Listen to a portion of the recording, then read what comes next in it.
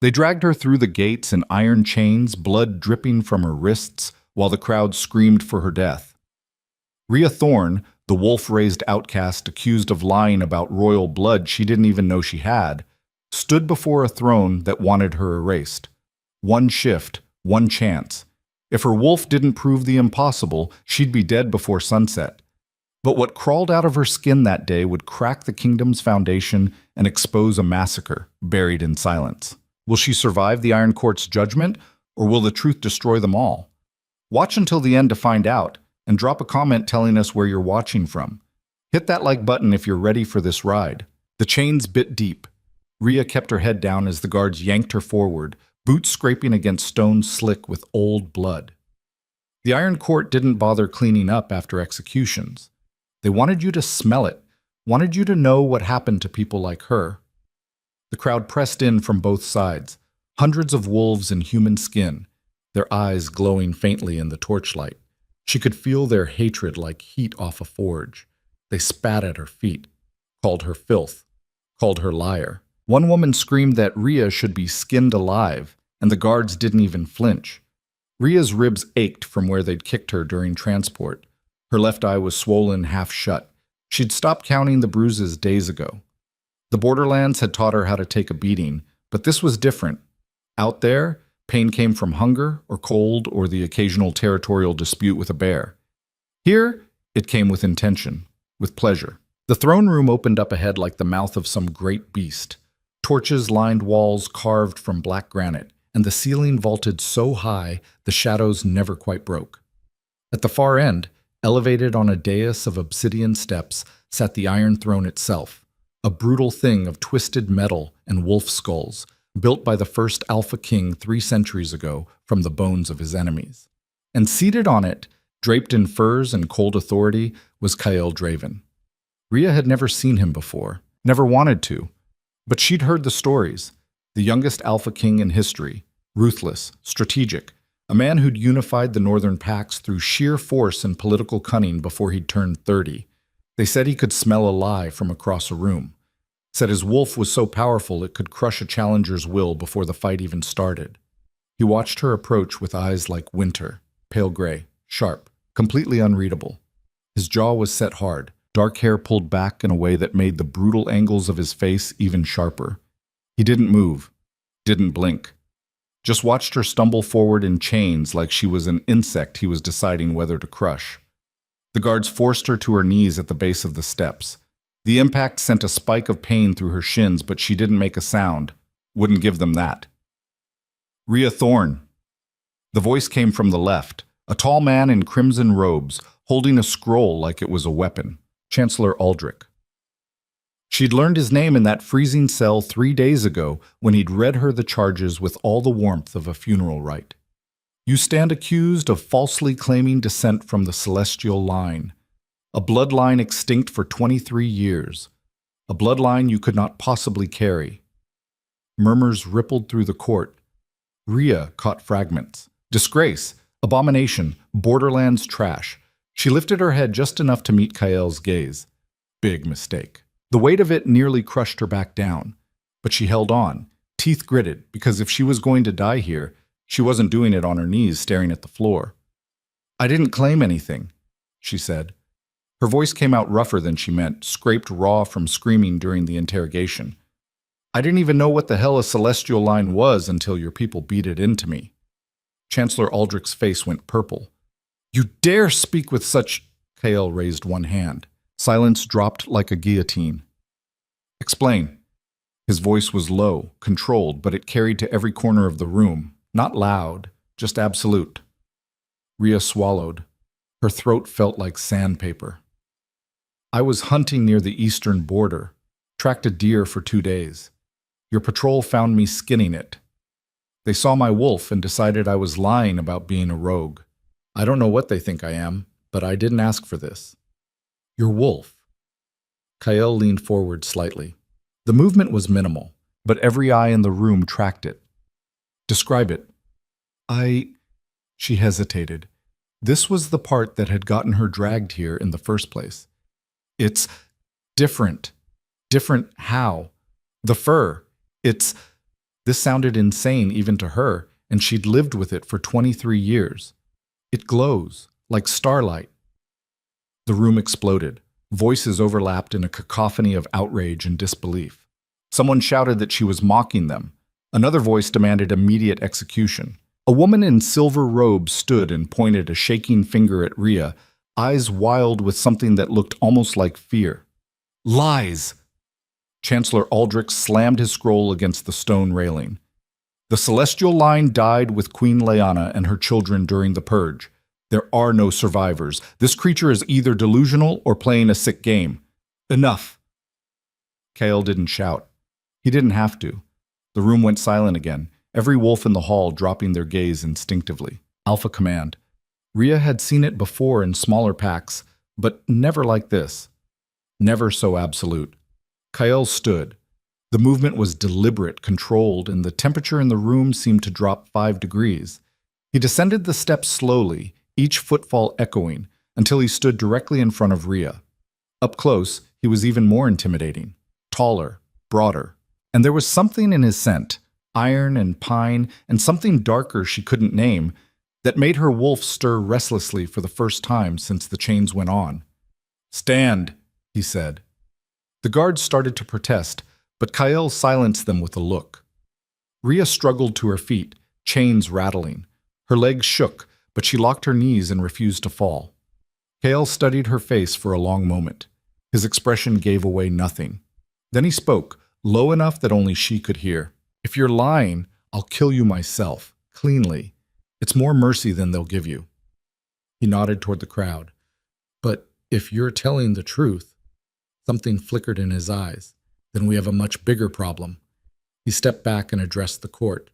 She will shift, here, now, before all witnesses. The Chancellor sputtered. Your Majesty, this is highly irregular. You want proof, so do I. Kael's tone left no room for argument. If her wolf is mundane, we execute her for fraud and move on. If it's not, he paused. Then we deal with the implications. A man in the front row, older, gray-bearded, wearing the insignia of House Thornwick, stood abruptly. And if she refuses, this could be a stalling tactic. Then she dies where she stands. Kael didn't even look at him. But something tells me she won't refuse. Will you, Miss Thorne? Rhea's heart hammered against her ribs. She'd shifted in front of people before, small groups, other rogues, the occasional curious human who wandered too close to the borderlands. But never like this. Never under threat of death with hundreds of hostile eyes watching her every breath. The chains, she managed.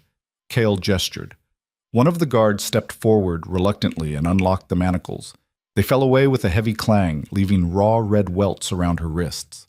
Rhea rubbed at them absently, trying to get circulation back. The court pulled back, forming a wide circle. Rhea stood in the center of it, exposed, bleeding, exhausted. Every instinct screamed at her to run, but there was nowhere to go. The doors were barred, the windows were too high, and even if she made it outside, she'd never outrun an entire kingdom of wolves. So she did the only thing she could. She closed her eyes and reached for the shift. It hurt. It always hurt. But this was worse. Her body was already battered, her energy reserves scraped hollow from days of captivity and fear. The change clawed its way out of her bones like something furious and alive, reshaping muscle and sinew and skin in a cascade of sensation that was equal parts agony and relief. Her spine compressed, vertebrae reforming, her jaw elongated with a sickening crack. Fur erupted from her skin in a wave that felt like being set on fire and doused in ice water simultaneously. Her fingers shortened, nails hardening into claws that scraped against stone. She heard gasps, then silence. Rhea opened her eyes, wolf eyes now, sharper, clearer, and looked down at herself. The glow was dimmer than usual, weakened by exhaustion and injury. But it was still there. Her fur shimmered like someone had woven threads of moonlight into every strand, pulsing faintly with each breath. In full health, in open moonlight, it would have been blinding. Even now, in the torch-lit throne room, it was unmistakable. The light moved with her breathing, ebbing and flowing like a tide. Where it concentrated, along her spine, at the tips of her ears, around her paws, It brightened to an almost painful brilliance before dimming again. It wasn't fire, wasn't bioluminescence, it was something else entirely, something that didn't belong in the natural world. The Chancellor made a strangled sound. Someone in the crowd whispered, "Celestial?" Another voice shaking, "It can't be, they're all dead, they're all—" And then the statue moved. Rhea hadn't noticed it before, too focused on survival to pay attention to decorations.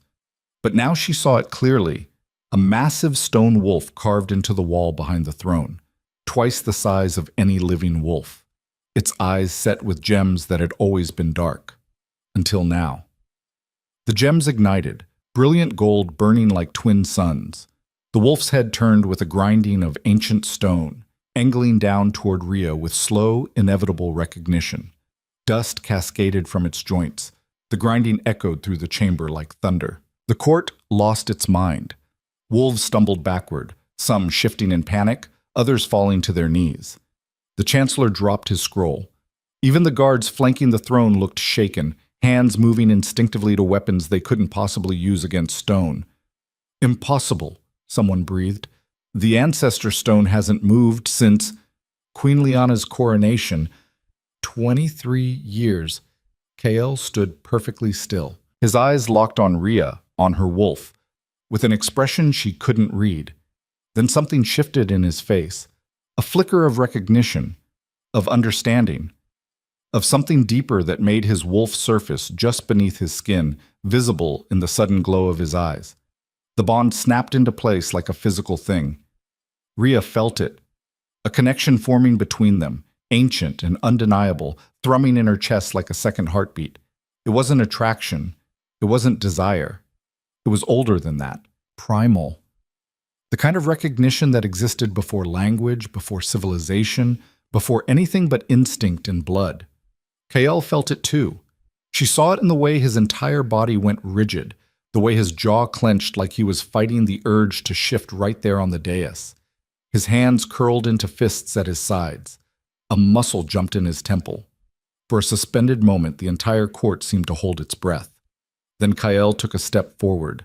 Just one. His wolf was so close to the surface now that Rhea could see it, the outline of something massive and powerful trying to claw its way out. His scent changed, intensified, flooded with dominance and something else, something that called to her wolf in a way that was deeply unsettling. Her wolf wanted to submit, wanted to roll over and expose her throat to him. The urge was so strong it made her physically shake. But Rhea had never submitted to anything in her life, and she wasn't about to start now. She held her ground, meeting his gaze with her wolf's eyes, and somehow, impossibly, matched the weight of his stare. Kael's eyes widened fractionally. Surprise flickered across his features before he locked it down. But before either of them could process what the hell was happening, a voice cut through the chaos. "Abomination!" A woman stepped forward from the crowd, tall, elegant, draped in deep purple silk that marked her as high nobility, Lady Seraphine Voss. Rhea recognized her from the trial documents they'd forced her to listen to. Head of House Voss, member of the Alpha Council, one of the most powerful wolves in the kingdom, and apparently one of the most vocal opponents to Rhea's continued existence. "This creature," Seraphine continued, her voice dripping venom wrapped in silk, "has defiled this court with dark magic. That glow is not divine. It's corruption. The celestial line was pure, yet this thing is an insult to their memory." Murmurs of agreement rippled through certain sections of the crowd. Rhea noticed they were clustered, specific houses, specific families, organized opposition. Kael's eyes narrowed. "Lady Voss, choose your next words carefully." "I speak only truth, Your Majesty." Seraphine inclined her head with practiced deference that didn't reach her eyes. The statue's reaction proves nothing. Ancient magic is unpredictable, easily manipulated by those with the right knowledge. She looked directly at Rhea. Perhaps she studied the old texts. Perhaps she found a way to mimic what should be sacred. Rhea shifted back to human form. The transition was rougher this time, her body protesting the rapid changes. She stood naked and bleeding in the center of the court because modesty was the least of her problems right now. Someone threw a cloak at her feet. A guard, young, looking vaguely guilty. She wrapped it around herself with shaking hands. "That's bullshit," she said before she could stop herself. The Chancellor looked apoplectic. "You will address the lady with respect. I've never seen a text in my life." Ria's voice was rough, her throat raw from the shift. "I was raised by wolves, actual wolves, in a cave system 3 days north of the Broken Ridge. I don't read. I don't do magic. I don't even know what the hell a celestial line is beyond what you people keep screaming at me." "Convenient," Seraphine said smoothly. "The feral orphan with no past, no witnesses, no proof of lineage." She turned to address the court, playing to the crowd with practiced ease. "I propose a second trial, a true trial. If she claims celestial blood, let her prove it through the old rite. Let her face the judgment of ancestors." The room went cold. Ria didn't know what that meant, but judging by the horrified looks on several faces, it wasn't good. "The old rite hasn't been performed in over a century," Lord Thornwick objected, though his voice lacked conviction. "Because no one has needed it." Seraphine's smile was razor sharp. "But these are exceptional circumstances. If this girl truly carries sacred blood, the ancestors will recognize her. If she doesn't..." She left the implication hanging. "The old rite kills more often than it confirms," another voice said, a woman in green robes, younger than most of the council. Lady Helena Ashford, if Ria remembered correctly. "We'd be sentencing her to death either way." "Then let the ancestors decide." Seraphine spread her hands as if the matter was simple. "Surely if she's genuine, they'll protect her. And if she's not..." That smile again. "Well, justice will be served." Kale's expression was unreadable. "The old rite requires consensus from the Alpha Council." "Then let us vote." Seraphine looked around the room, making eye contact with specific nobles, calling in favors, applying pressure. "All in favor of subjecting the accused to ancestral judgment?" Hands rose. Too many hands. Ria counted, 7 out of 12 council members. Seraphine, Thornwick, and 5 others whose names she didn't know, but whose faces she'd remember. Lady Ashford kept her hand down. So did 3 others. One man, elderly, with scars crossing his face, looked like he was physically restraining himself from voting. But it didn't matter. 7 was a clear majority. Kael's jaw tightened. For a moment, Ria thought he might override the vote. He had the authority. The Alpha King's word was law, council, or no council. But he didn't. "The motion carries." His voice was flat, carefully neutral. He looked at Ria, and for just a moment something almost like apology flickered in his eyes. "You will face the judgment of ancestors at dawn. Until then, you remain in custody." The guards moved forward. Ria didn't resist as they clamped the chains back on. The metal was still warm from her skin, the welt still raw. She didn't fight as they grabbed her arms and started dragging her toward the side exit. But as she passed Kael, she caught his gaze one more time. "I didn't ask for this," she said quietly. "I know." His voice was equally low, meant only for her. "But you're in it now, and if you survive tomorrow..." He paused, something unreadable crossing his features. "We're going to have a very long conversation about what your existence means for this kingdom. And if I don't survive..." His expression hardened. "Then I'm going to have a very different kind of conversation with the people who voted for this."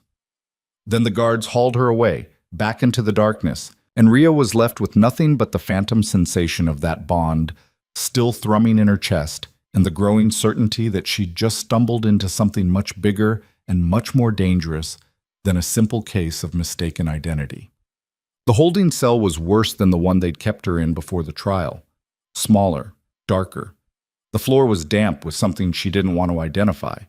There was no window, no light, except the faint glow of a torch in the corridor beyond the bars. The guards shoved her inside and locked the door without a word.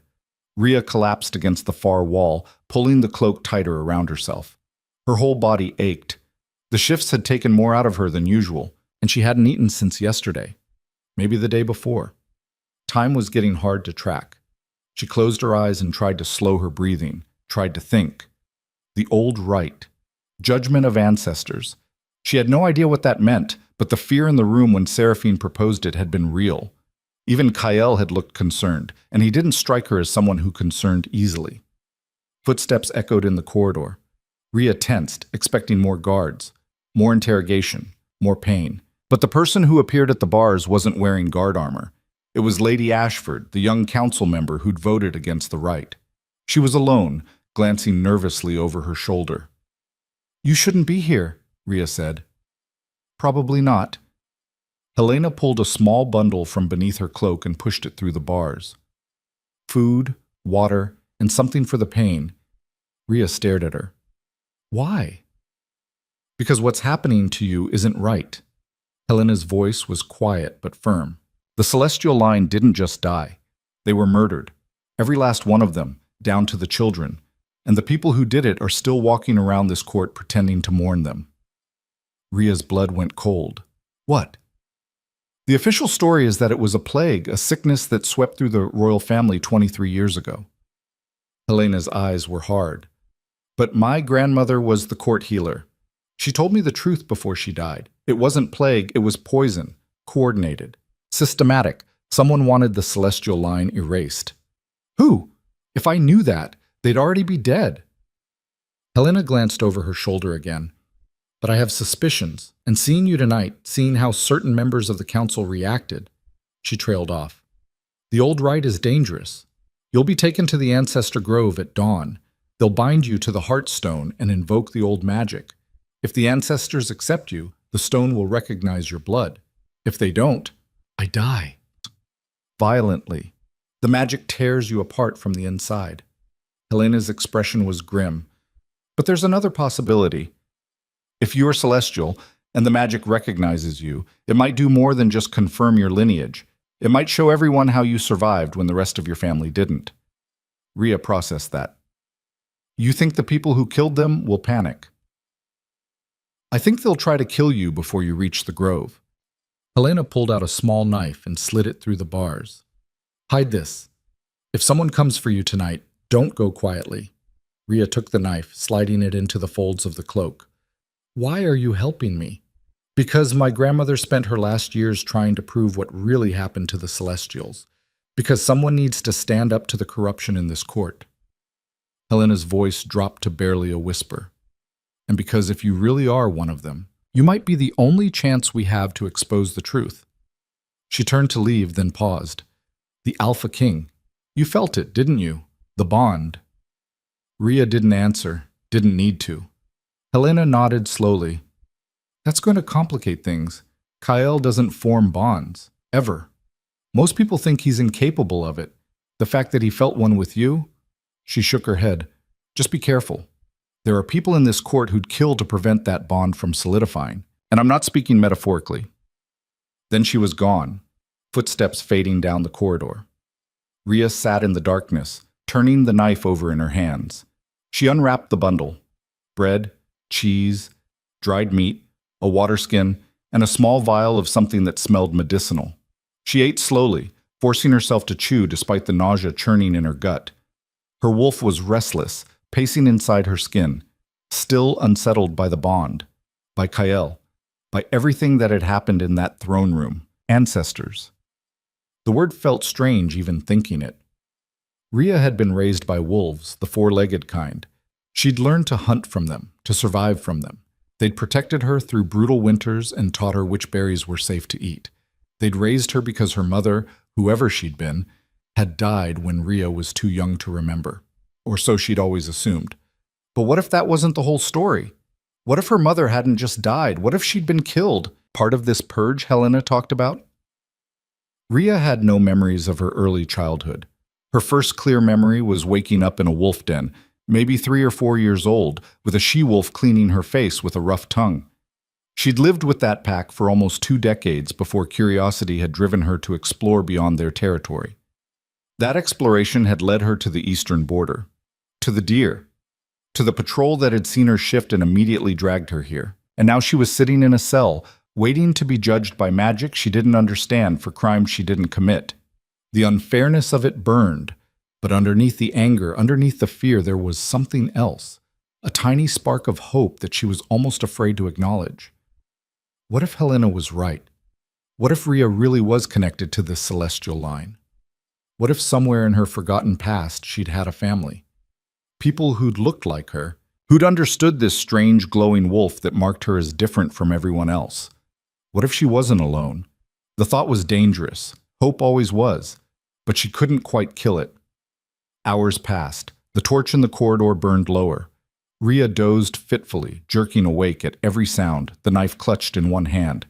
When the footsteps came, she was ready, but it wasn't an assassin.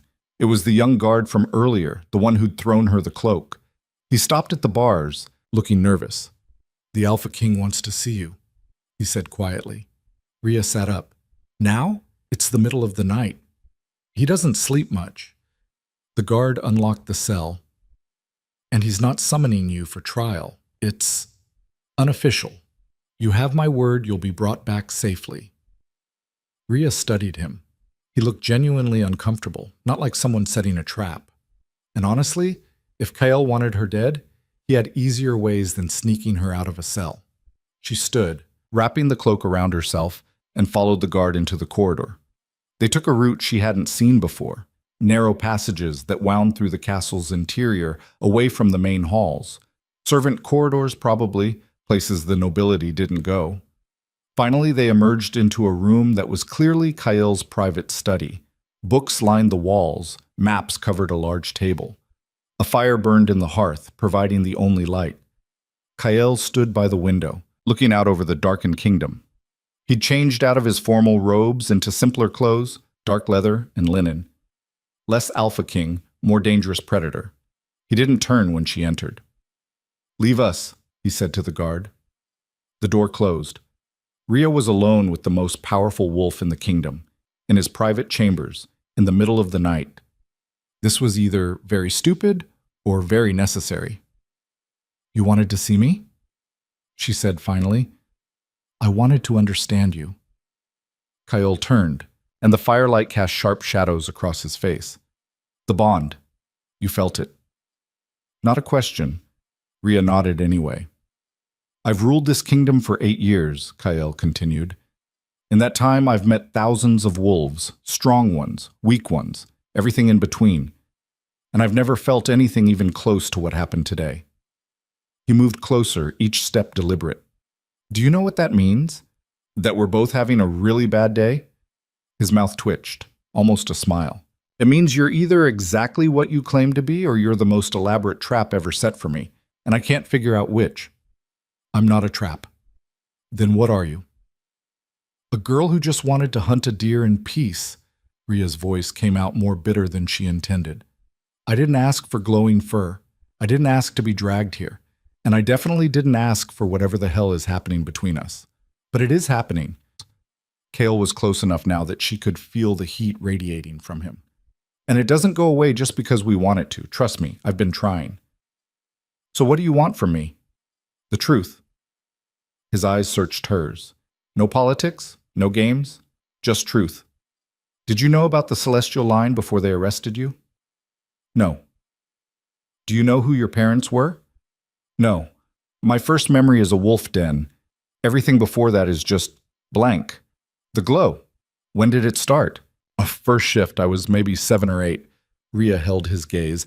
"The pack freaked out, thought I was sick or cursed or something, but it didn't hurt, didn't spread, so eventually they just accepted it." Kyle was silent for a long moment, then, "Show me again." "What?" "Your wolf. I need to see it again, without the court, without the pressure." Rhea hesitated. The shift would hurt. Her body was already battered and exhausted. But something in Kyle's expression made her trust him. Or maybe it was the bond, pulling her toward him despite every logical reason not to. She let the cloak fall and shifted. This time, without the fear and adrenaline, the change was slower. More controlled. She felt every bone reshape, every muscle reconfigure, and when she opened her eyes as a wolf, the glow was brighter than it had been in the throne room. The light pulsed with her heartbeat, casting dancing shadows across the study. It reflected off Kyle's eyes, turning them silver. He knelt slowly, bringing himself to her level. His scent washed over her, pine and iron and something uniquely him. Her wolf wanted to move closer, wanted to press against him and feel the strength of an alpha who could actually match her. She stayed still. Kale reached out carefully, telegraphing the movement. When she didn't pull away, he ran his fingers through the fur at her neck. The glow intensified where he touched, sparks of light dancing between his fingers. Unbelievable, he murmured. The text described it, but I thought they were exaggerating. Rhea shifted back. Kale handed her the cloak without looking away from her face. What texts? She asked, wrapping herself again. Records of the Celestial Line. They're kept in the royal archives. Most people don't have access, but I've read them. Kale stood, moving back to give her space.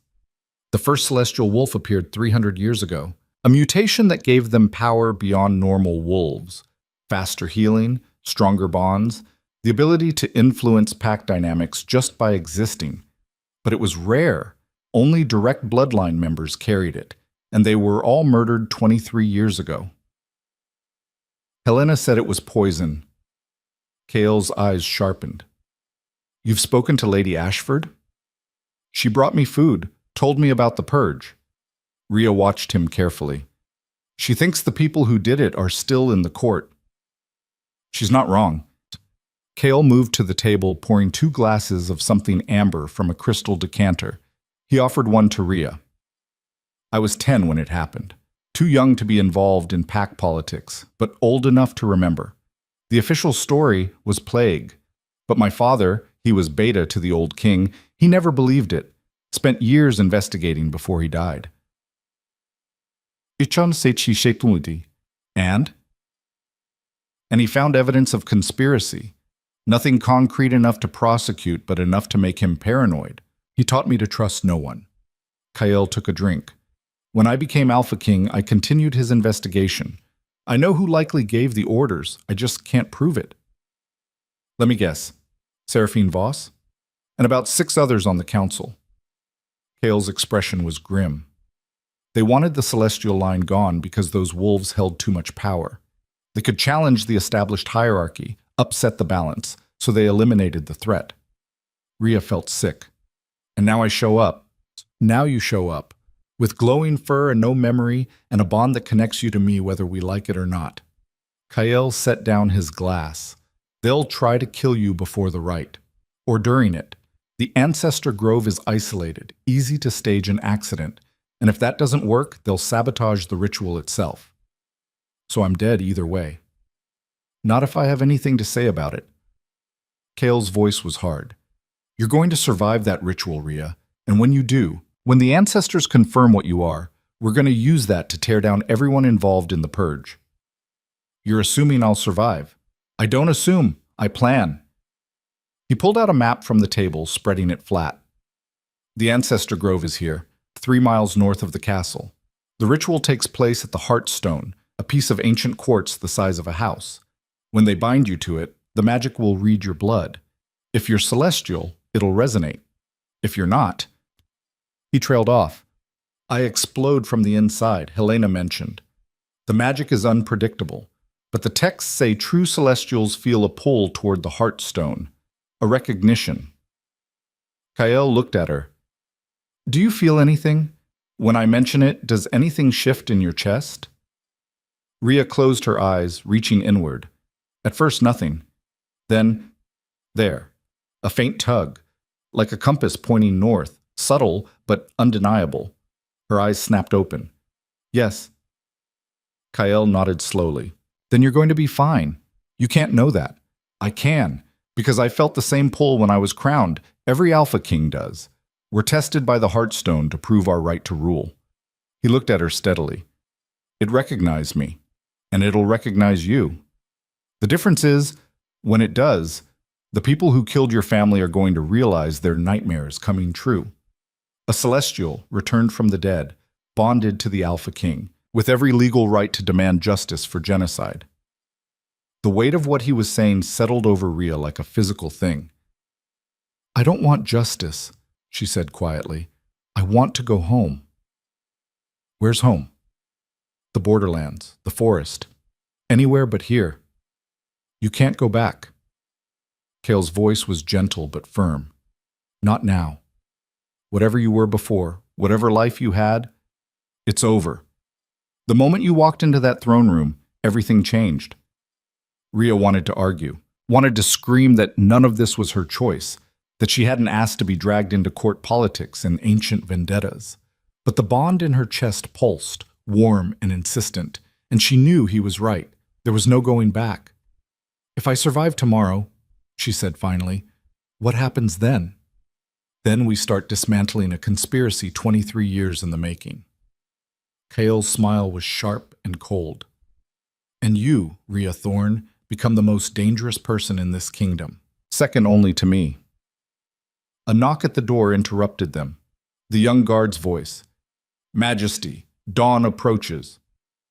"Already?" Rhea felt her stomach drop. Kael's expression hardened. "Take her back to the cell. Double the guard. No one gets in or out without my direct authorization." The guard opened the door. Rhea moved toward it, then paused. "Why are you helping me?" she asked. Kael was silent for a moment. Then, "Because 23 years ago, someone should have helped your family, and no one did. I won't make that mistake twice." It wasn't a complete answer, but it was enough. Rhea followed the guard back through the maze of corridors, back to the cell that smelled like damp stone and old fear. The door locked behind her with a finality that made her throat tight. She had maybe 3 hours until dawn. 3 hours until they dragged her to the Ancestor Grove and bound her to ancient magic that would either confirm her existence or tear her apart. She should sleep, should try to conserve energy for whatever was coming, but every time she closed her eyes, she saw the statue's golden gaze turning toward her, felt the weight of Kael's stare, heard Seraphine's voice calling her an abomination. So she sat against the wall, knife hidden in her palm, and waited for the sun to rise. When the guards came for her, she was ready. Dawn came cold and merciless. The guards arrived with the first gray light filtering through the corridor's high windows. 6 of them this time, all armed, all watching Rhea like she might explode at any moment. They didn't bother with pleasantries, just yanked her to her feet and clamped fresh chains around her wrists. "Move," the lead guard said. His voice was flat, professional. No malice, but no kindness either. Rhea stumbled as they pulled her forward, her legs stiff from a sleepless night on cold stone.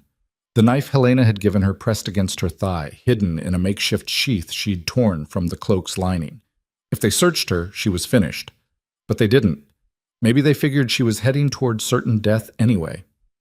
The castle was eerily quiet as they marched her through passages she hadn't seen before. No servants bustling about, no nobles wandering the halls, just empty corridors and the echo of boots on stone. They emerged into a courtyard where a crowd had already gathered despite the early hour. Hundreds of them, maybe more, packed shoulder to shoulder behind rope barriers. The guards had to shove through, and Rhea caught fragments of their whispers. "Heard the statue moved. Can't be real. They're all dead. Probably just tricks, dark magic." A woman spat at her feet. A man called her a curse on the kingdom. Someone threw something that hit her shoulder, a rock maybe, or a piece of rotted fruit. The guards didn't stop them. Rhea kept her head up. She'd learned young that showing fear to a hostile pack only made things worse. So she walked like she had every right to be there, chains and bruises and all. The procession moved through the main gates and onto a worn path that led north into dense forest. The trees closed in quickly, blocking out what little sun had started to break through the clouds. The temperature dropped. Rhea's breath misted in front of her face. Behind her, the crowd followed at a distance, their voices creating a constant buzz of hostility and anticipation. This was entertainment for them, a spectacle. Whether she lived or died, they'd have a story to tell. The forest grew darker as they traveled deeper. Ancient trees twisted overhead, their branches forming a canopy so thick it felt like walking through a tunnel. Moss covered everything. The air smelled of earth and decay, and something older, something that made Rhea's wolf stir uneasily. After what felt like hours, but was probably only 40 minutes, the trees opened into a clearing, the Ancestor Grove. Rhea had never seen anything like it. The clearing was massive, easily 200 feet across, and perfectly circular. No trees grew within its boundaries, just wild grass and clusters of night-blooming flowers that shouldn't have been alive this late in the year. At the center stood the Heartstone.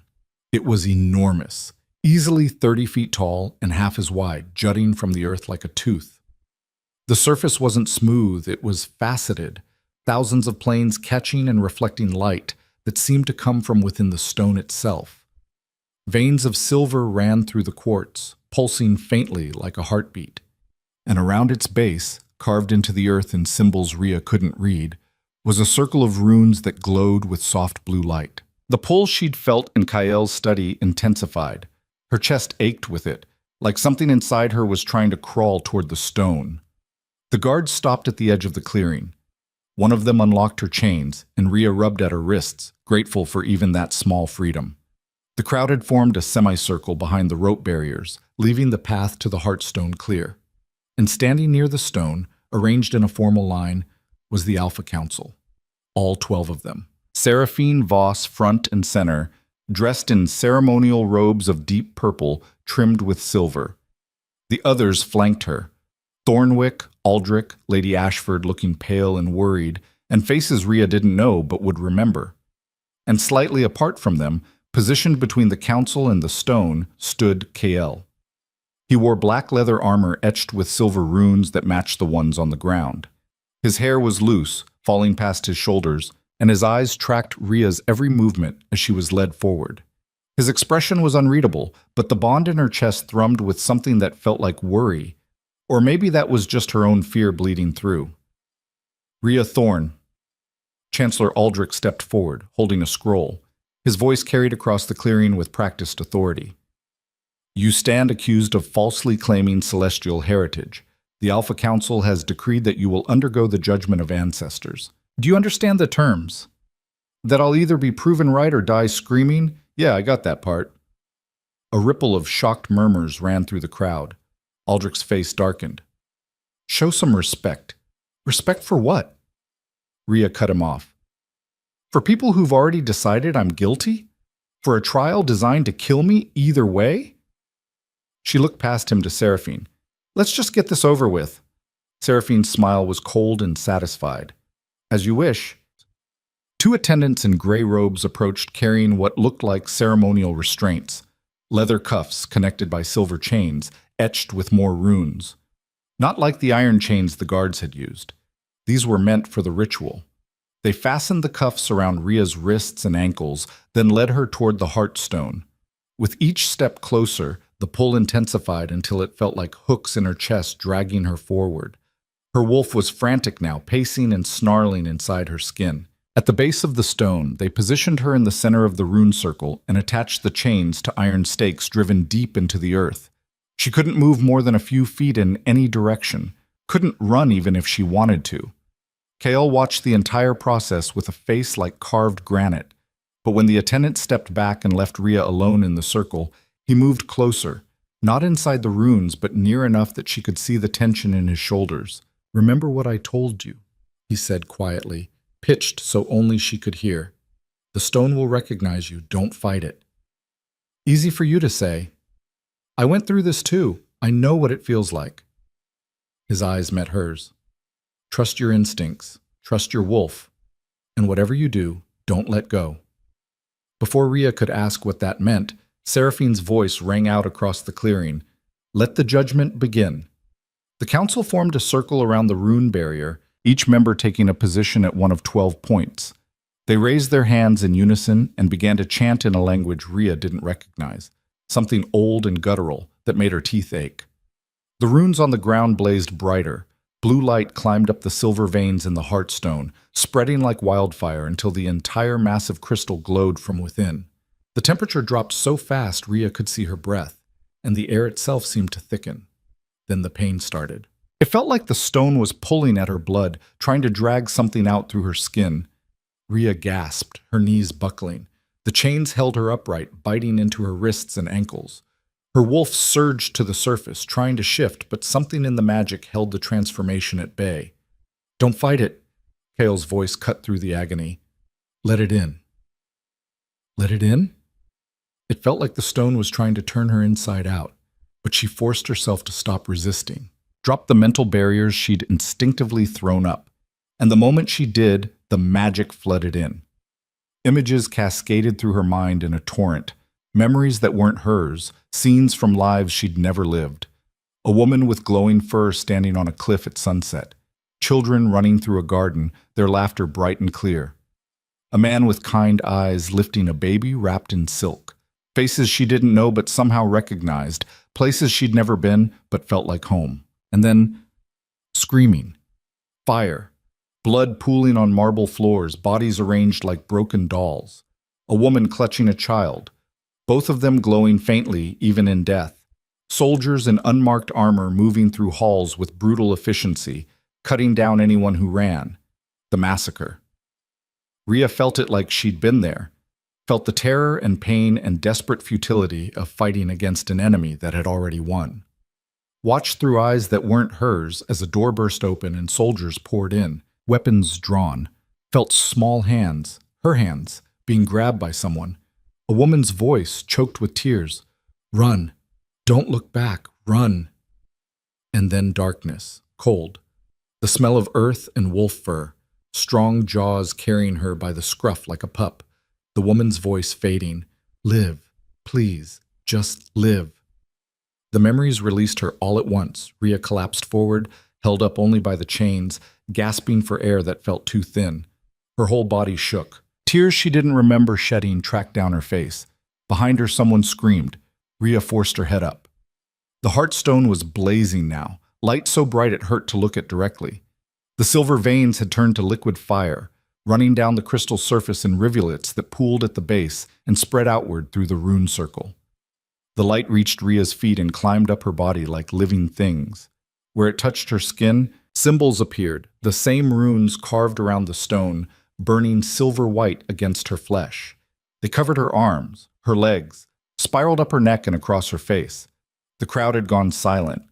Even the council had stopped chanting, staring at her with expressions ranging from awe to absolute horror. The light intensified until Rhea couldn't see anything else. Then it contracted, pulling back into the stone and into her simultaneously, and when it cleared, she was glowing. Not her wolf, her. In human form, her skin radiated the same starlight shimmer as her fur, pulsing in time with her heartbeat. The runes etched into her flesh burned like brands in her eyes. She could feel them glowing, see the reflected light on the faces of the people staring at her in shock. The Heartstone let out a sound like a bell being struck, deep, resonant. It echoed across the clearing and into the forest beyond, and Rhea felt it in her bones. Recognition. The magic released her all at once. The chains fell away, the cuffs opening of their own accord. Rhea stumbled forward and nearly fell, but Kael was there, catching her before she hit the ground. His hands on her arms were the only solid thing in a world that had tilted sideways. Easy, he murmured. I've got you. The glow was already fading, sinking back beneath her skin until only faint traces remained around her eyes. The runes lingered a moment longer before disappearing like smoke, but the damage was done. The crowd erupted in chaos. Some people dropped to their knees. Others backed away, making signs against evil. A few started shouting, accusations, prayers, demands for explanation. Chancellor Aldrich looked like he might be sick. Lord Thornwick had gone sheet white. Several council members were arguing in harsh whispers, shooting glances at Rhea that ranged from fearful to calculating. And Seraphine's mask had finally cracked. For just a moment, Rhea saw pure rage flash across her face before the noblewoman locked it down behind a smile that didn't reach her eyes. Remarkable, Seraphine said, her voice carrying over the noise. The ancestors have indeed recognized her. It seems we were wrong to doubt. Bullshit. She was scrambling, trying to regain control of a situation that had just spiraled completely out of her grasp. The trial is concluded, Kael announced, his voice cutting through the chaos with alpha authority. Rhea Thorn is confirmed as a living descendant of the celestial line. Any who question this will answer to me personally. The crowd settled into uneasy silence, but Rhea could feel their fear, their resentment, pressing against her like a physical weight. Kyle helped her to her feet, keeping one hand on her elbow. Can you walk? I think so. Her legs felt like water, but she forced them to hold her weight. What the hell just happened? The stone showed you your bloodline, your history. Kale's eyes searched hers. What did you see? Murder. The word came out flat. All of them, my family. Someone killed them all. His expression hardened. We'll talk about this somewhere private. Right now, we need to get you back to the castle before... An arrow whistled past Rhea's ear and buried itself in the heartstone with a crack like thunder. Everything exploded into motion. More arrows rained down from the tree line, forcing the crowd to scatter. Screams erupted. Guards drew weapons, forming a protective circle around the council members.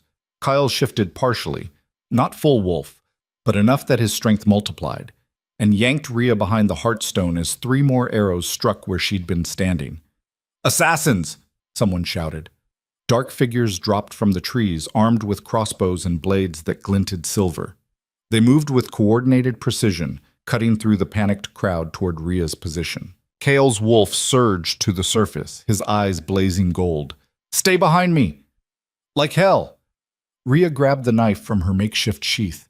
It was small, barely 6 inches, but it was better than nothing. The first assassin reached them in seconds. He was massive, easily 6'5", with scars crossing his face and a sword that looked capable of cleaving a person in half. He swung at Kyle with brutal efficiency. Kyle caught the blade with his bare hand, partially shifted, claws extended, strong enough to stop the steel cold. Then he ripped the sword away and drove his other hand through the man's chest. The assassin dropped. Kyle tossed the sword aside and turned to face the next 2 attackers closing in. Rhea didn't have time to process what she'd just seen. Another assassin had circled around the stone, coming at her from the side. He was smaller, faster, wielding twin daggers that moved in a blur. She dodged the first strike by pure instinct, the blade missing her throat by inches. The second caught her forearm, opening a gash that immediately started bleeding. Rhea hissed and struck back with her knife, aiming for his exposed neck. He blocked it easily, knocking her blade aside and following up with a kick that sent her sprawling. Rhea hit the ground hard, the impact knocking the air from her lungs. The assassin loomed over her, daggers raised for the kill. Then Lady Ashford appeared out of nowhere and drove a ceremonial staff through his spine. The assassin arched, gasping, and collapsed. Helena yanked her weapon free, breathing hard, eyes wild. "Are you hurt?" she demanded. "I'll live." Rhea scrambled to her feet, clutching her bleeding arm. "Where the hell did they come from?" "Does it matter?" Helena pulled her toward better cover. "They're here to finish what the ritual didn't.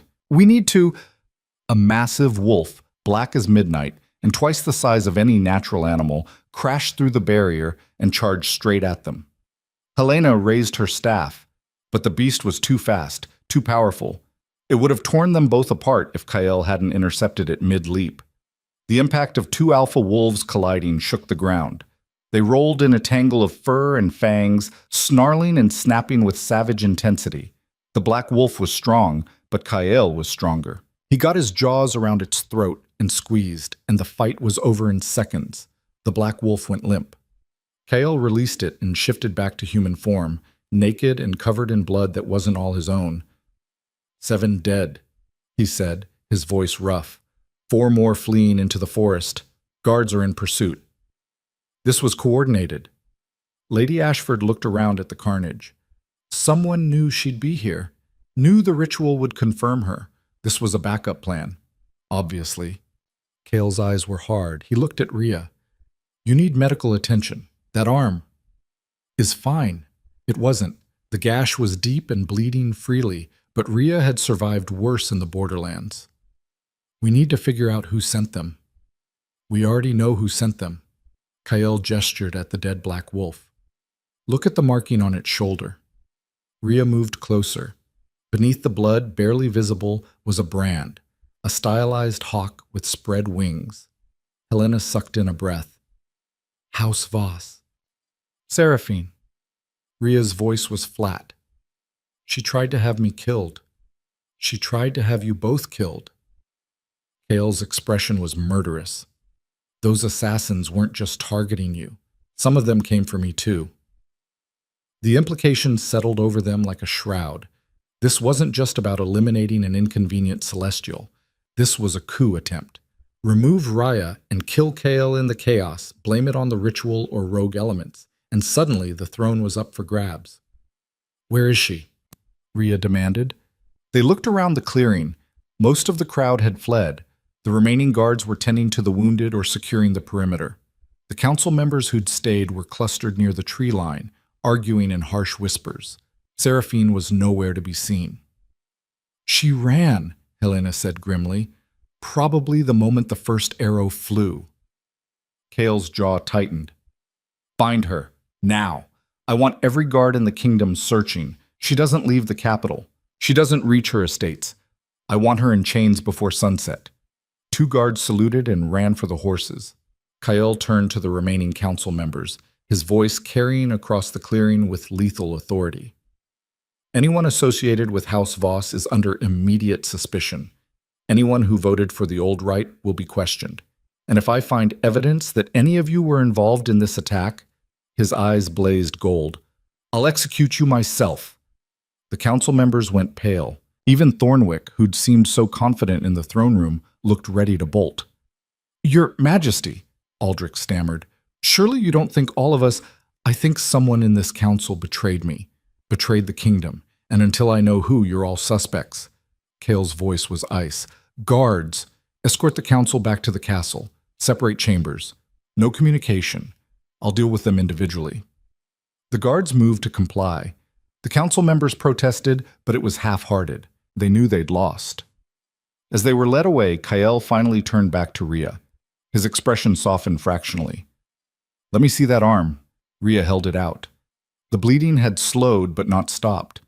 Kale examined it with surprising gentleness, his fingers careful around the wound.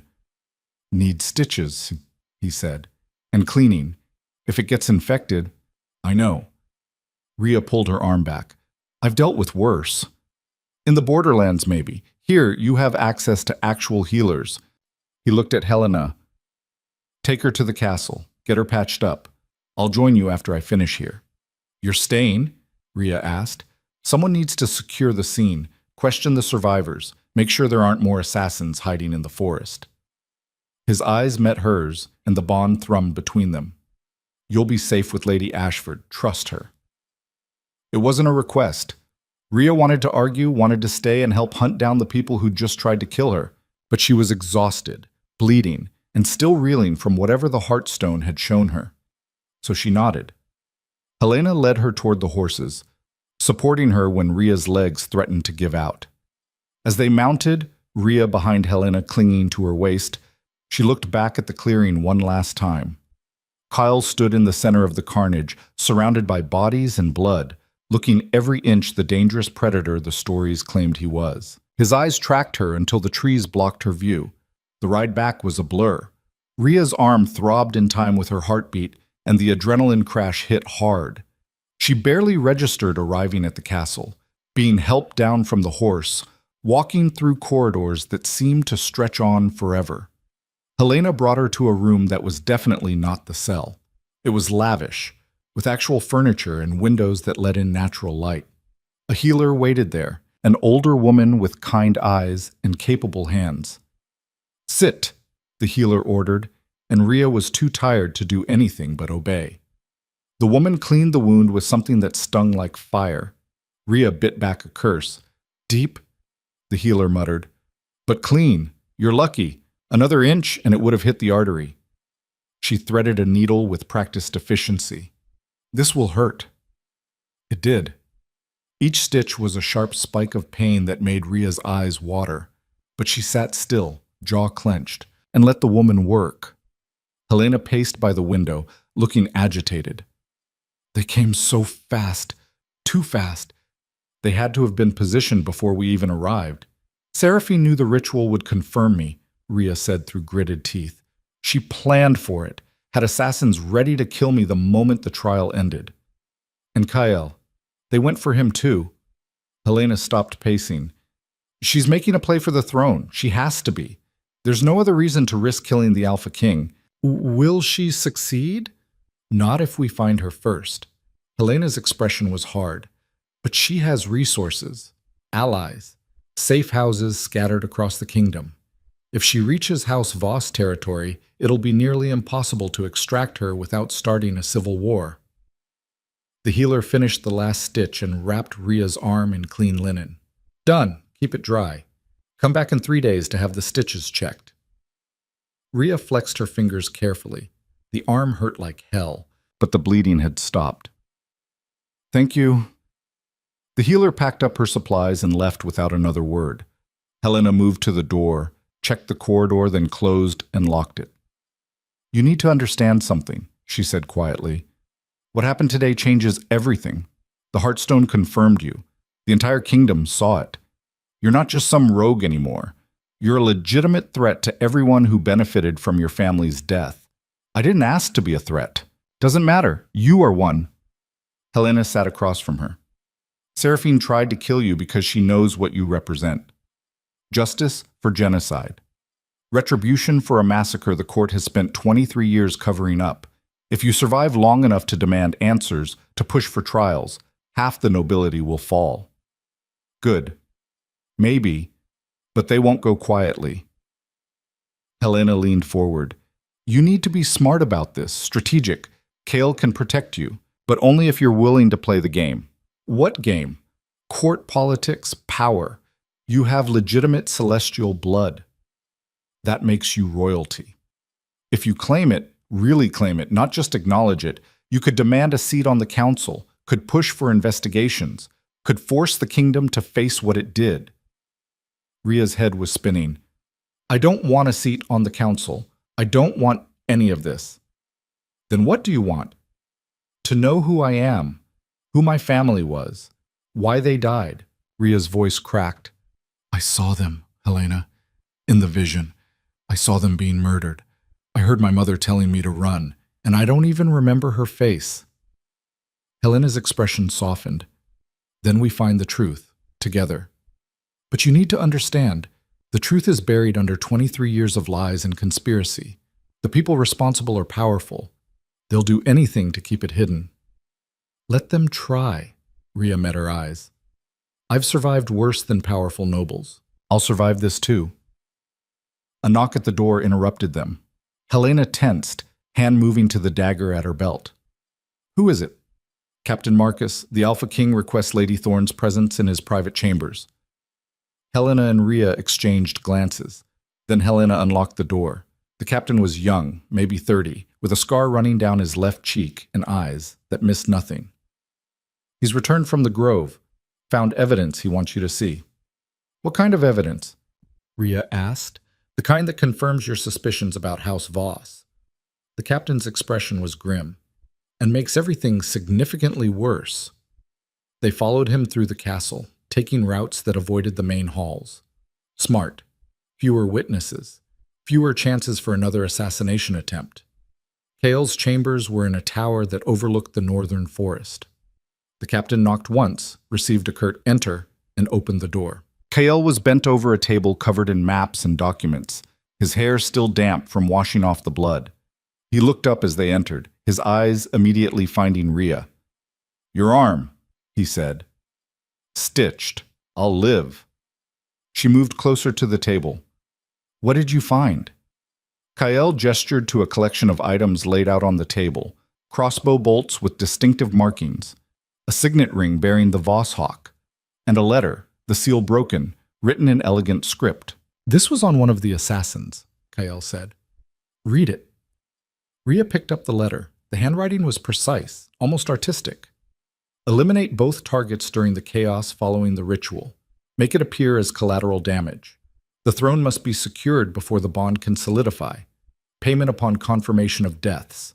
It was unsigned, but the paper itself bore a watermark, a hawk in flight. "Seraphine," Ria said. "Seraphine." Kale's voice was flat, controlled, but the rage underneath was palpable. She planned this days in advance, had the assassins positioned, timed the attack to coincide with maximum confusion. He looked up. "She tried to kill us both and take the throne in the resulting power vacuum. Where is she now?" "Gone. Disappeared within minutes of the attack." Kael's jaw tightened. "But she made a mistake. She went to ground too quickly. Didn't cover her tracks well enough. We found her route. She's heading west, toward House Voss territory." "Then we go after her," Ria said immediately. "We will, but not recklessly." Kael straightened. "She's expecting pursuit. Probably has more assassins waiting along the route. If we charge in blindly, we play right into her hands. So what do you suggest? We outmaneuver her. Kale pulled out a map and traced a route with his finger. She's taking the main western road, probably counting on speed over stealth. But there's a shortcut through the thornwood. Dangerous terrain. Most people avoid it. If we leave now and push hard, we can reach the Voss estates before her. Cut off her escape. And then what? Helena asked. Then we arrest her, publicly, in front of her own house guard, and whatever allies she's counting on for protection. Kael's smile was sharp and cold. We drag her back to the capital in chains and make her stand trial for attempted regicide. And when we're done with her, we use her testimony to root out every other conspirator in the court. Rhea felt a fierce satisfaction at the thought. When do we leave? Within the hour. Small group, just us and a handful of trusted guards. The fewer people who know about this, the better. Kael looked at her seriously. But you don't have to come. You've been through enough today. You can stay here, recover, and I'm coming. Rhea's voice left no room for argument. She tried to kill me, twice. I want to look her in the eyes when you arrest her. Kael studied her for a long moment. Then he nodded. Get your things. We ride in 1 hour. Helena left to make preparations. The captain excused himself to gather the guard detail, and then Rhea was alone with Kael in the firelit study, the bond between them humming like a live wire. You should rest, Kael said quietly. Even for an hour. The ride to Thornwood is brutal. I'm fine. You're exhausted, wounded, running on adrenaline that's about to crash. He moved closer, and Rhea could smell pine and smoke on him. I'm not questioning your strength, but pushing yourself past your limits helps no one. I've spent my entire life pushing past my limits. It's how I survived. You don't have to just survive anymore. Kael's voice was soft, almost gentle. You have a place here now, people who will protect you. You can, what, relax? Let my guard down? Rhea shook her head. Every time I've done that, someone's tried to kill me. The Borderlands taught me better. The Borderlands made you strong. But strength without rest is just stubbornness. Kael's eyes met hers, and the bond pulsed between them. I need you sharp for what's coming, not running on fumes. He was right, damn him. Rhea could feel the exhaustion creeping in at the edges, threatening to pull her under. But admitting weakness felt dangerous, felt like giving up control. 30 minutes, she said finally. Then we leave. 1 hour. That's an order. You can't order me around. I'm not part of your pack. No, but you're part of me now, whether either of us wants it. Kael's expression was unreadable. The bond doesn't lie. What affects you affects me. So rest, for both our sakes. Rhea wanted to argue, but the weight of the day, the ritual, the assassins, the memories of a family she'd never known, finally crashed down on her all at once. Her knees buckled slightly, and Kael caught her before she fell. Easy, he murmured, guiding her to a chair by the fire. Just close your eyes. I'll wake you when it's time. Rhea sank into the chair, the heat from the flames soaking into her bones. Her eyes drifted shut almost against her will, and as consciousness slipped away, she felt Kael's hand briefly touch her shoulder, steady, warm, solid. When she woke, it was to the sound of horses being prepared in the courtyard below, and the knowledge that everything was about to get much, much worse. The Thornwood lived up to its reputation. Dense undergrowth tore at their clothes and scratched exposed skin. The canopy overhead was so thick that even midday felt like dusk, and the air hung heavy with moisture and the smell of rotting vegetation. Every 10 feet brought a new obstacle. Fallen logs thick as houses, ravines that appeared without warning, streams swollen from recent rain that threatened to sweep the horses off their feet. Rhea clung to her mount, a gray mare that Helena had chosen for her steady temperament. Her injured arm throbbed with each jolt, but she gritted her teeth and kept pace. Kael rode ahead, navigating the treacherous terrain with the confidence of someone who'd done this before. Behind them came Captain Marcus and 4 guards, all hand-picked, all sworn to silence about their mission. They'd been riding for 3 hours when the forest started fighting back. "Movement!" Marcus called out, his hand dropping to his sword. "Northeast, 50 yards." Kael raised a fist, and the group stopped. Rhea strained to hear over the sound of her own breathing and the horses shifting nervously. There, a rustle of leaves, too deliberate to be wind. Wolves, Kael said quietly. Wild ones. They're tracking us. How many? Helena asked. 6, maybe 8. Kael's eyes had gone distant, reading signs Rhea couldn't see. They're hungry. Winter's coming early this year. One of the guards, a young man barely old enough to grow a beard, looked nervous.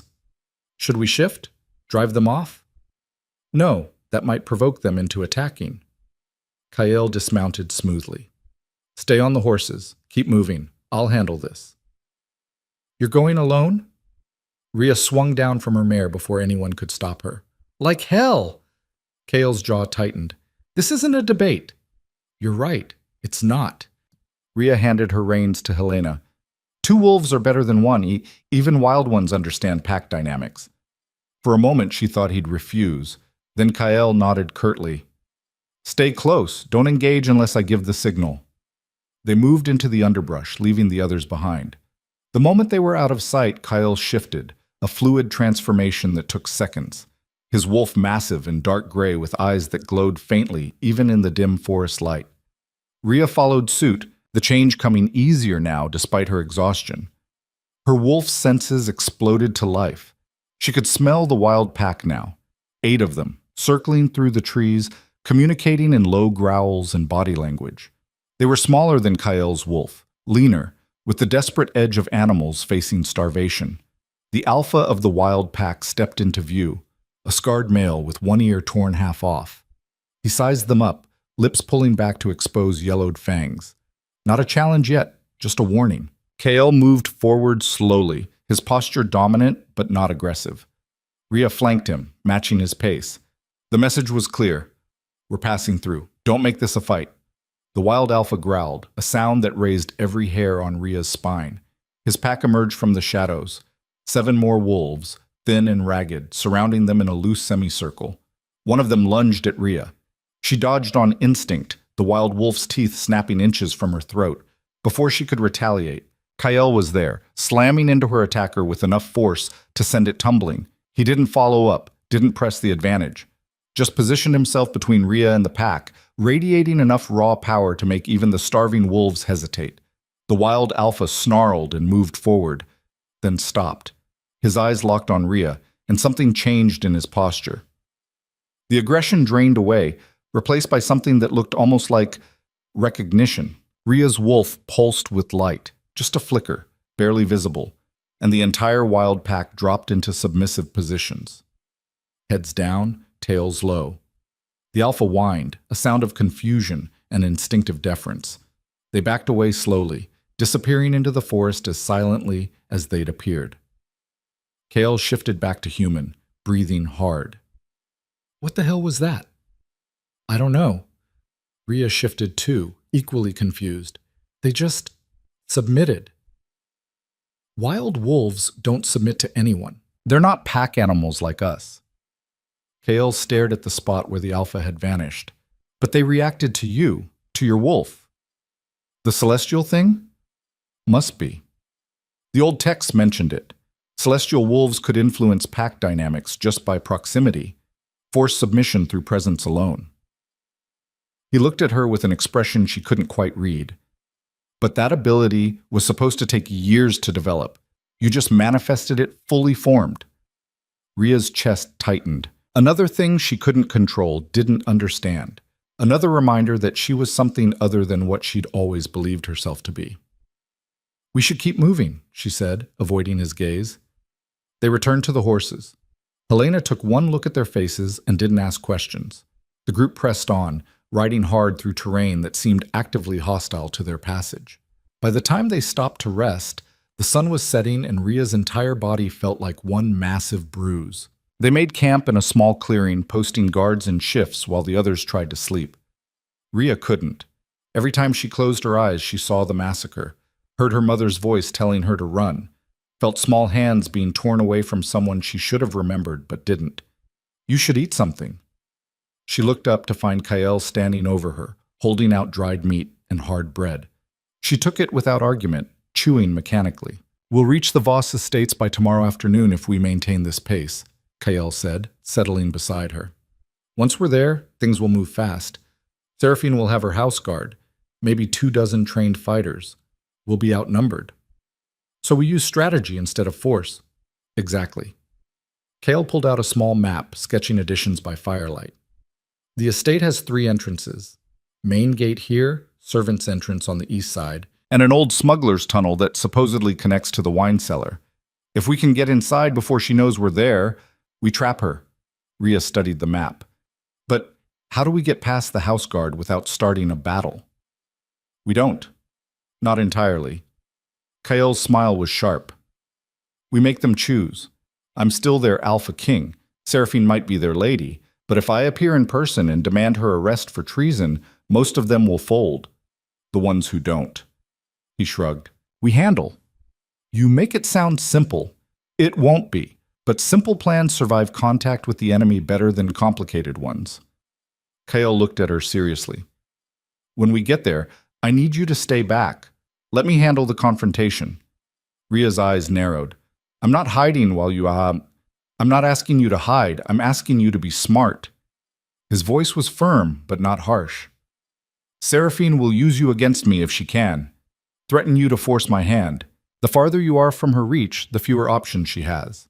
And if things go wrong, then you run, get out, get back to the capital, and tell everyone what happened here." Kael's expression was deadly serious.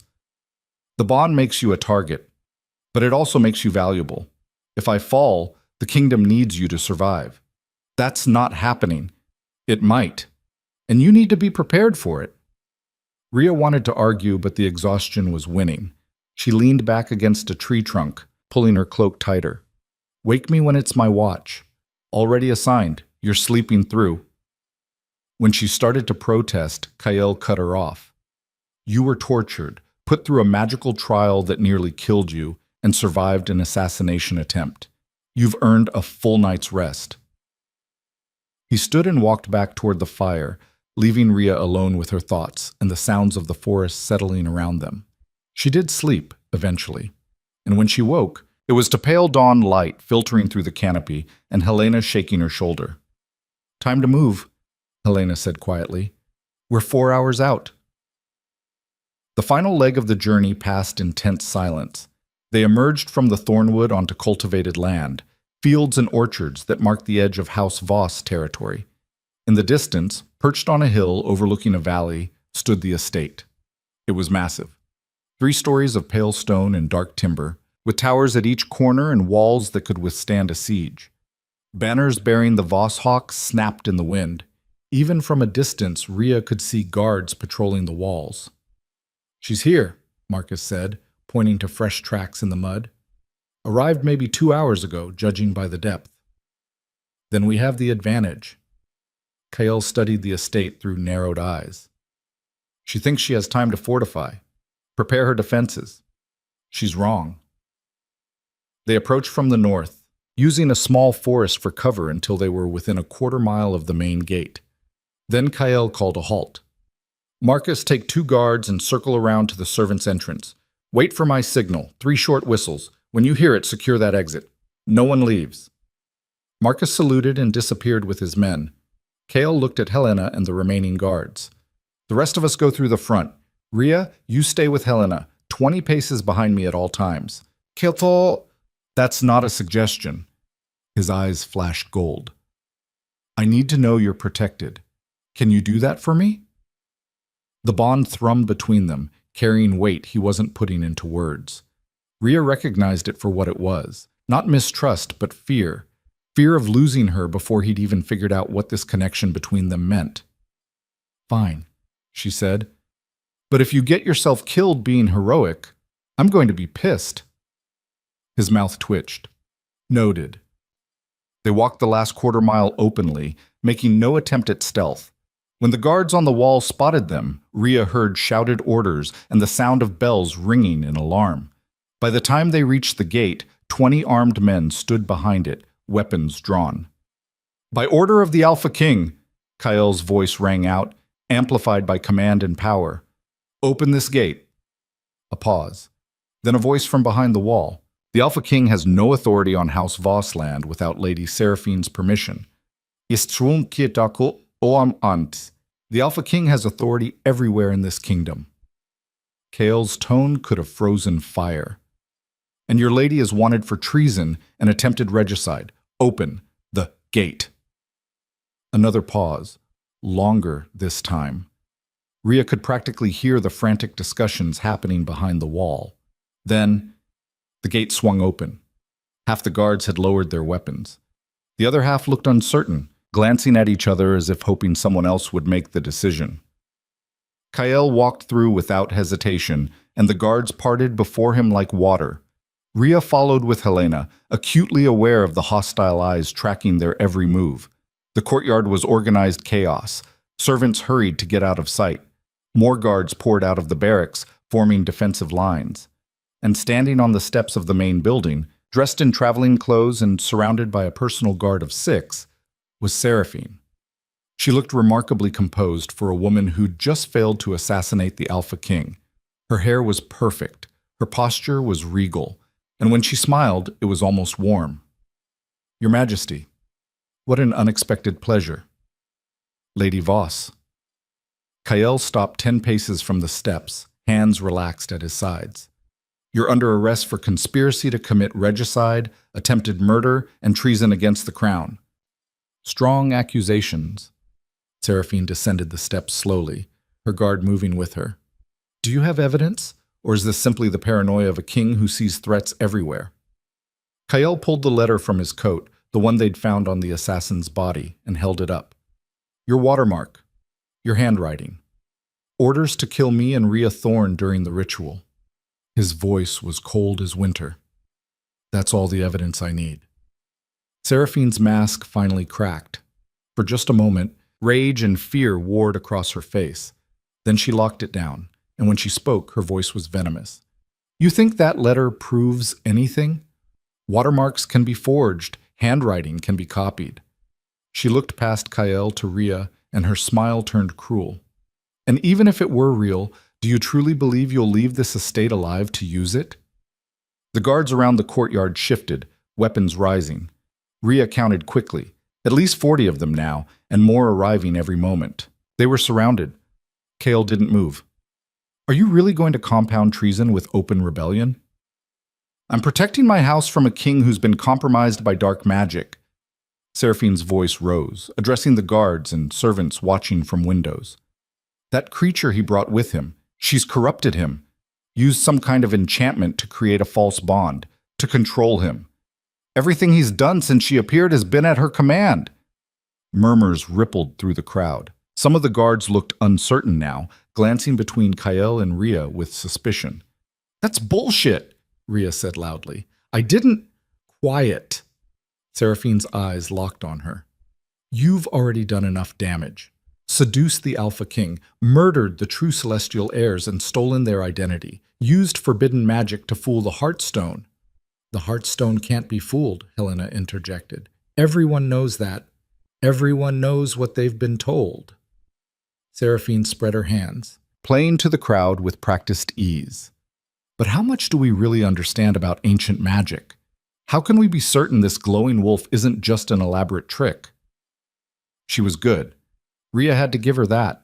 Within minutes, she'd turned the narrative completely around, painting Rhea as the villain and herself as the protector of the kingdom. Enough. Kael's voice cut through the noise like a blade. You can spin whatever story you want, Seraphine, but the facts remain. You ordered my death. You tried to steal the throne, and now you're going to face justice for it. Am I? Seraphine smiled. You're outnumbered 4-1, surrounded by my loyal guards, miles from any reinforcements. How exactly do you plan to arrest me? Kael's answering smile was terrifying. By giving your guards a choice. He turned to address the assembled fighters, his voice carrying the full weight of Alpha Command. I am Kael Draven, Alpha King of the Northern Territories, and I am offering each of you clemency. Lay down your weapons now and you'll face no charges for defending your lady. You are following orders. I understand that. But if you continue to stand between me and a traitor, if you raise weapons against your rightful king, You become complicit in her crimes, and the punishment for that is death. The courtyard went silent. Rhea watched as the guards exchanged glances, saw the doubt spreading through their ranks. These were trained fighters, yes, but they weren't fanatics, and standing against the Alpha King was a line most of them weren't willing to cross. One by one, weapons lowered. Guards stepped back, creating space. Within a minute, only Seraphine's personal guard remained standing with her, the 6 who'd been on the steps. "Cowards!" Seraphine hissed. "All of you." "Smart," Kael corrected. He moved forward, closing the distance. "It's over, Seraphine. Come quietly, and I'll make sure your trial is fair." "Fair?" She laughed. The sound edged with hysteria. "There's nothing fair about this. You're too blind to see what she is, what she'll do to this kingdom." The celestial line was corrupt. They held too much power, answered to no one. My family helped end that threat 23 years ago, and I'd do it again. The courtyard erupted. Guards who'd lowered their weapons looked shocked. Servants gasped. Even Seraphine's personal guard looked uncertain now. "You just confessed," Helena said quietly, "to genocide." Seraphine realized her mistake a second too late. Her face went white, then red with fury. "It doesn't matter. None of you understand. The kingdom is better without them, stronger, and I won't let some feral pretender undo 23 years of progress." She moved fast, faster than Rhea expected. One moment she was standing on the steps, the next she had a dagger in her hand and was lunging at Kael with deadly precision. Kael caught her wrist mid-strike and twisted. The dagger clattered to the ground. Seraphine struggled, trying to break free, but Kael's grip was iron. "Arrest her," he ordered. 2 guards moved forward with chains. Seraphine screamed, thrashing violently, spitting curses that would have made a sailor blush. They wrestled her to the ground, locked the chains around her wrists and ankles. "You'll regret this," she snarled at Kael. "All of you will. When the truth comes out, when everyone sees what she really is, what I really am," Rhea said, stepping forward, "is the only survivor of a family you helped murder. And I'm going to make sure everyone knows exactly what you did." Seraphine's eyes locked on hers, filled with such pure hatred that Rhea actually took a step back. "You think you've won? You think catching me changes anything?"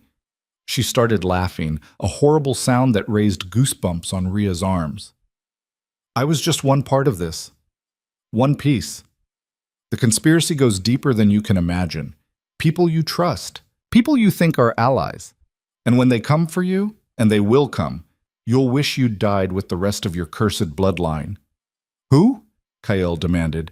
"Give me names." But Seraphine just kept laughing, even as the guards hauled her to her feet and dragged her toward a waiting cart. Her voice echoed across the courtyard, manic and terrible, until distance finally swallowed it. Rhea's hands were shaking. She clenched them into fists, willing herself to stay calm. "Search the estate," Kael ordered. "Every room, every document. I want evidence of everyone involved in this conspiracy. Names, dates, communications, everything." The guards scattered to obey. Helena moved to Rhea's side, her expression grim. "She's right, you know," Helena said quietly, "about it going deeper. Seraphine couldn't have orchestrated the original massacre alone. She would have been, 7 years old when it happened? So someone else gave the orders," Rhea said. "Someone older, more powerful. Someone still in the court." Helena looked at Kael, who was coordinating the search efforts. "Someone close enough to the throne to make it happen." A cold dread settled in Rhea's stomach. If Seraphine was just a piece of this, if the conspiracy really went as deep as she claimed, then they'd barely scratched the surface. And whoever was really in charge would be watching now, waiting, planning their next move. The search took hours. Servants were questioned. Records were seized. And slowly, horribly, a picture began to emerge. Kyle called them into what had been Seraphine's study, a lavish room filled with expensive furniture and shelves of books. Spread across the desk were dozens of documents, letters, ledgers, maps. "Look at this." Kyle pointed to a series of letters dated from 23 years ago. Correspondence between Seraphine's father and someone identified only as the architect, planning the massacre down to the smallest detail. Times, locations, which servants to bribe, which guards to replace. The architect, Helena read over his shoulder. That's not a name. It's a title. Or a code name. Cale shuffled through more papers. And it appears in documents spanning 2 decades. Recent ones, too. Orders regarding you, Rhea. Instructions to watch the borderlands for any sign of the last one. They knew someone might have survived. Rhea's blood ran cold. They've been looking for me for 23 years? And probably would have found you eventually if you hadn't wandered into that patrol. Cale's expression was grim. Coming to the capital might have actually saved your life. Out there, alone, with no protection, they could have killed you, and no one would have known. So who is the architect? Rhea demanded. There has to be something in here that identifies them. They searched for another hour, but whoever the architect was, they'd been careful. No names, no identifying details, just instructions and confirmations signed with that single title. We're missing something, Helena muttered, pacing. There has to be a pattern, some clue we're not seeing. Rhea leaned against the desk, exhaustion catching up with her. Her arm throbbed, her head ached, and the weight of everything, the massacre, the conspiracy, the knowledge that she was the last of her bloodline, pressed down until she could barely breathe. Then she saw it. A book on the shelf behind the desk, leather-bound and innocuous except for one detail. It was the only book not covered in dust. That one, she pointed. Someone's been reading it recently. Cale pulled it down and opened it. Pages fell out. No, not pages. Documents hidden inside a hollowed-out book. Letters, records, and a list of names. The blood drained from Kyle's face. What? Rhea moved to look over his shoulder, and her stomach dropped. The list was titled Co-Conspirators, Inner Circle, and at the top, in careful script, was a name she recognized. Chancellor Aldrich. Below him, Lord Thornwick, Lady Margot Ashford, Captain of the Royal Guard Silas Kane, and 6 others, all high-ranking members of the court. Helena? Kyle said slowly. Margot Ashford. Relation to you? Helena had gone white. My aunt. My grandmother's daughter. Her voice cracked. My grandmother trusted her, told her everything about the investigation before she died. I thought... She swallowed hard. I thought Aunt Margot was helping, continuing the work. She was feeding information to the conspiracy, Kyle said grimly. Probably has been for years, which means they know everything you know, everything your grandmother discovered. And everything we've done since, Rhea added. Helena's been reporting to her, hasn't she? Helena looked like she might be sick. Regular updates. I thought I was keeping her informed so she could help from the inside. But she was... She couldn't finish the sentence. It's not your fault, Kyle said, but his voice was tight. You couldn't have known. But now they do know, Rhea said. They know we're here. Know we found Seraphine. Know we have these documents. As if summoned by her words, a guard burst through the door, breathing hard. Your Majesty. Riders approaching from the east, at least 50, maybe more. Flying mixed banners, Thornwick, Ashford, Kane. They're moving fast. Cale's jaw tightened. They're coming to stop us. To rescue Seraphine or destroy the evidence, or both. We can't hold this estate against 50, Marcus said, appearing behind the guard. Not with the forces we have. Then we don't hold it. Cale started grabbing documents, shoving them into a leather satchel. We take the evidence and run. Get back to the capital before they can catch us. They'll pursue, Helena said, and they know the terrain better than we do. Not all of it. Cale looked at Rhea. The Thornwood. We came through it, they didn't. If we can reach the forest before they overtake us, we might lose them in the terrain, Rhea finished. It's risky. Everything is risky right now. Kyle slung the satchel over his shoulder. Marcus, get the horses ready. Helena, grab whatever supplies you can carry. We leave in 5 minutes. They scattered. Rhea helped gather what they could. Food, water, weapons, blankets. In the courtyard, the Voss guards who'd stood down looked uncertain, aware that they were about to be caught in the middle of something much bigger than they'd bargained for. Those of you who want no part in this, Cale called out, leave now. Go home. Forget you saw us. Most of them fled. The ones who stayed, maybe a dozen, looked grimly determined. We're with you, Majesty. one said. House Voss has honor, or it did before she corrupted it. We'll help see this right. There was no time to argue. They mounted up, Seraphine loaded into a cart under heavy guard, the documents secured in Kael's saddlebags. And as the sun began to set, painting the sky blood red, they rode hard for the Thornwood. Behind them, the dust cloud of approaching riders grew larger. They reached the forest edge just as the pursuing force came into view. Not 50 riders, but closer to 70, and they were closing fast. "Into the woods!" Kael shouted. "Stay together!" The forest swallowed them, and immediately everything became chaos. Branches whipped at faces.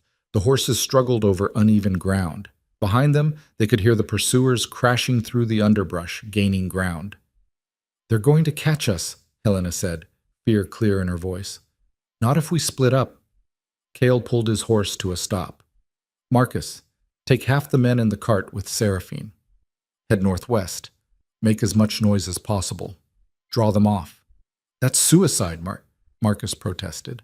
"That's a distraction. When they follow you, circle back and head for the capital by the southern route." Kael's eyes were hard. "That's an order, Captain."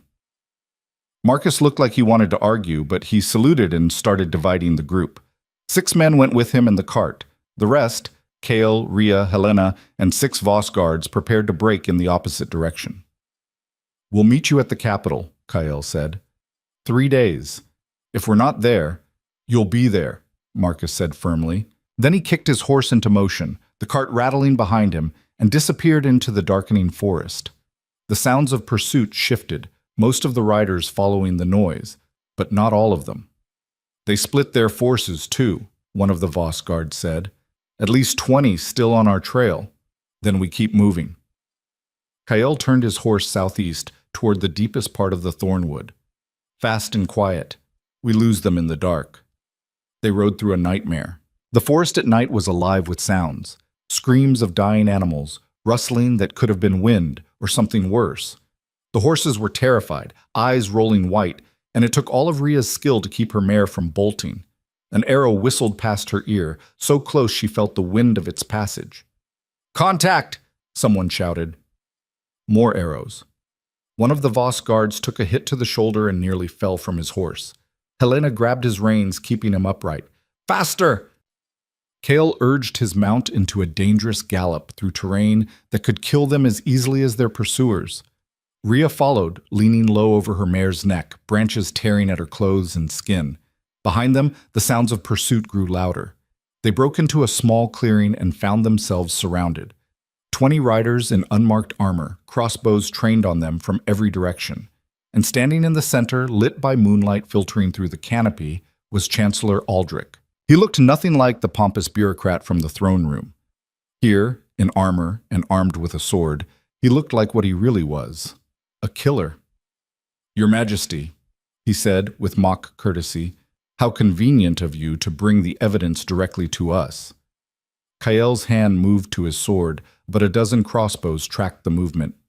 "Aldrich, I should have known." "Should have, yes, but you were always too trusting." Aldrich's smile was cold. "Just like your father." He suspected the truth but could never prove it, and when he got too close, well, he shrugged. Accidents happen. "You killed him." Kael's voice was deadly quiet. "You killed my father." "I did what was necessary to protect the kingdom from the tyranny of the celestial line and those who would restore them." Aldrich gestured, and his men closed in. "And now I'll do what should have been done years ago. Eliminate the last threat to our peace." His eyes locked on Rhea. "Kill the girl," he said, "and bring me the Alpha King, alive. He has a role to play yet." The crossbows shifted, all of them now aimed at Rhea. And in that moment, with death a heartbeat away, Rhea made a choice. She shifted. The transformation was instantaneous, power flooding through her veins like liquid fire. Her wolf erupted from her skin in a blaze of light so bright it turned night into day. The crossbows fired, but Rhea was already moving, faster than should have been possible, the light bending around her like armor. Bolts passed through empty air where she'd been standing a fraction of a second before. She hit the first rider with the force of an avalanche, sending him and his horse tumbling, spun and leaped for the next, jaws closing on armor that crumpled like paper. The light intensified with each movement, pulsing outward in waves that made the horses scream and the men stumble. Kael shifted and joined her, a dark fury to her blazing light, and together they tore through Aldrich's forces like a storm. But there were too many. For every one they dropped, two more took their place. Rhea took a sword cut across her side that burned like acid. Kael took a bolt to the shoulder and kept fighting. "Enough!" Aldrich's voice cut through the chaos. "Stand down or I start killing the others."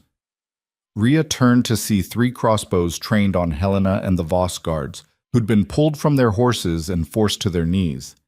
"Your choice, Majesty," Aldrich said. "Submit or watch them die." Kael shifted back to human form, blood running down his arm from the bolt still embedded in his shoulder. His eyes met Rhea's, and through the bond she felt his rage and his helplessness. Rhea shifted back too, the light fading. She was bleeding from a dozen wounds, barely able to stand. Aldrich smiled. "Wise decision, though I'm afraid it won't save you." He raised his hand to give the order to fire, and a howl split the night. Not just one. Dozens. Hundreds. The wild pack Rhea and Kael had encountered earlier, and others streaming out of the forest in a massive wave of fur and fangs. They tore into Aldrich's forces with savage efficiency. Men screamed, horses bolted, and in the chaos the wild alpha appeared next to Rhea, his scarred head lowering in submission before turning to face their attackers. He'd brought his pack, brought other packs, called in every wild wolf in the Thornwood to answer the presence of a celestial. Aldrich's forces broke. Those who could flee did, crashing through the forest in full retreat. Those who couldn't fell to the wolves, their screams echoing through the trees. Within minutes, it was over. Aldrich himself had managed to escape, but his entire force was scattered or dead.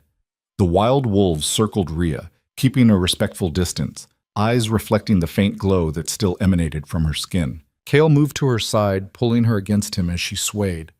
"That was the most reckless, brilliant, insane thing I've ever seen." "Did it work?" she managed.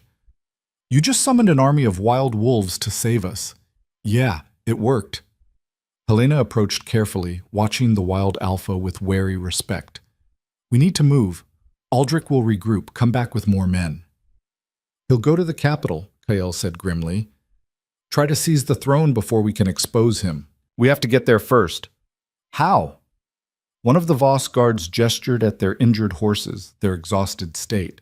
"We can barely stand, let alone ride." Rhea looked at the wild alpha, an insane idea forming. Through the bond, she felt Kael realize what she was thinking. "No," he said. "That's impossible. Wild wolves don't—" The alpha huffed and lowered himself to the ground. An invitation. Rhea climbed onto his back, her hands buried in his thick fur. The wolf stood easily, bearing her weight like it was nothing. "Apparently they do," she said. One by one, the others mounted wild wolves. It was surreal, wrong, completely against every rule of nature. But the wolves allowed it, following Rhea's unspoken command. And when the pack began to run, moving through the forest with speed and sure-footedness no horse could match, Rhea felt something shift inside her. The power she'd been afraid of, the celestial blood she'd never asked for, it had just saved their lives. But as they raced toward the capital, leaving the Thornwood behind, she couldn't shake Seraphine's words. The conspiracy goes deeper than you can imagine. They'd captured one conspirator and identified several others. But the architect, the true mastermind behind 23 years of lies and murder, was still out there, still waiting, still watching. And they were riding straight into whatever trap had been laid for them, with nothing but evidence, wounded allies, and a pack of wild wolves that could turn on them the moment Rhea's control slipped. The capital's lights appeared on the horizon just as dawn broke, and somewhere in that city, Aldrich was already moving his pieces into place. The wild wolves stopped at the forest edge, refusing to go farther. Rhea slid from the alpha's back, her legs nearly buckling as she hit solid ground.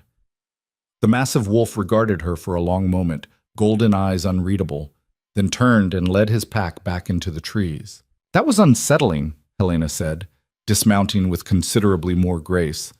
Wild wolves aren't supposed to respond to anyone. Nothing about the last 3 days has been normal, Kyle said, pulling the bolt from his shoulder with a grunt of pain. Blood welled up, but he ignored it. We're 2 miles from the main gate. We need horses. One of the Voss guards pointed to a farmstead in the distance. There. I know the family. They're loyal to the crown. They approached on foot, Rhea limping from the sword cut on her side and Kyle moving stiffly from his shoulder wound.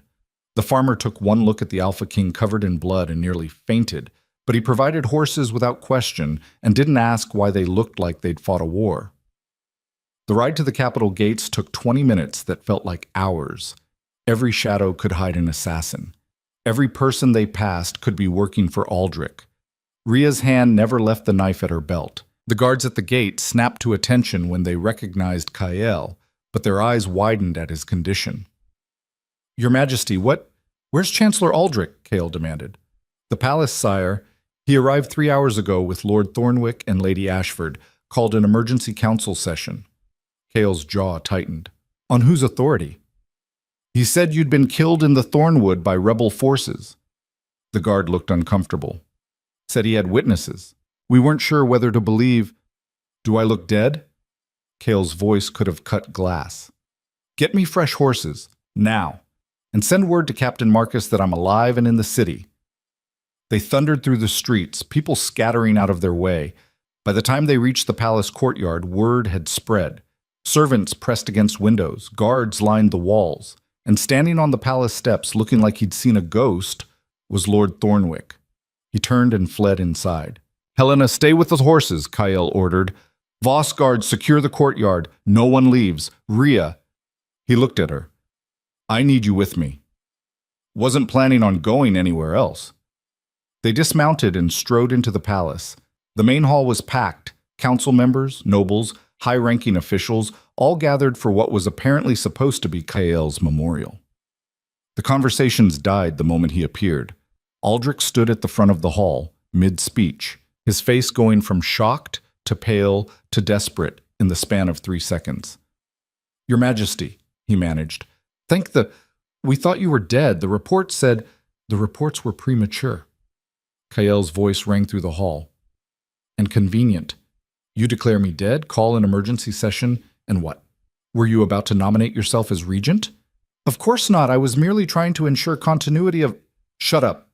Kyle gestured to the guards flanking the doors. Arrest Chancellor Aldrich for high treason, conspiracy to commit regicide, and the murder of the celestial royal family. The hall erupted in chaos. Aldrich backed away, hands raised. This is madness. You have no proof. I have plenty. Kyle threw the leather satchel onto the council table. Documents spilled out, letters and ledgers and lists of names.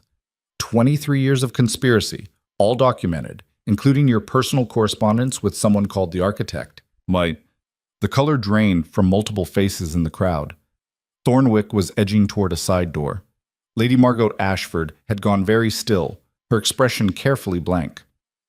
Guards, Aldrich said, his voice taking on a commanding tone. Arrest the impostor. That's not the Alpha King. It's a shapeshifter sent by our enemies to sow discord. Several guards actually hesitated, hands moving to weapons. The tension in the room ratcheted up to breaking point. Kyle's eyes blazed gold. The full weight of his alpha presence slammed into the room like a physical force, dropping half the people to their knees. Does a shapeshifter feel like this? The guards who'd hesitated immediately prostrated themselves. Forgive us, Majesty. Arrest him, now! 4 guards moved on Aldrich. He tried to run, made it 3 steps before they tackled him to the ground. The chains went on amid his protests and threats, but no one was listening anymore. Lord Thornwick, Kyle said softly. Going somewhere? Thornwick froze at the side door. I just needed air. You needed to escape before I could present evidence of your involvement. Kyle nodded to more guards. Arrest him too. This is an outrage. I'm a lord of the realm. You can't just... Watch me. Kyle's voice was ice. Lady Margot Ashford, step forward. Margot moved with the careful dignity of someone walking to their execution. Her face revealed nothing, but Rhea could see the calculation in her eyes, the desperate search for an escape route that didn't exist. Your niece trusted you, Kyle said. Told you everything about her grandmother's investigation, and you fed every word to the conspiracy. I don't know what you're talking about. Your name is in the documents, your handwriting on several letters. KL held up a page.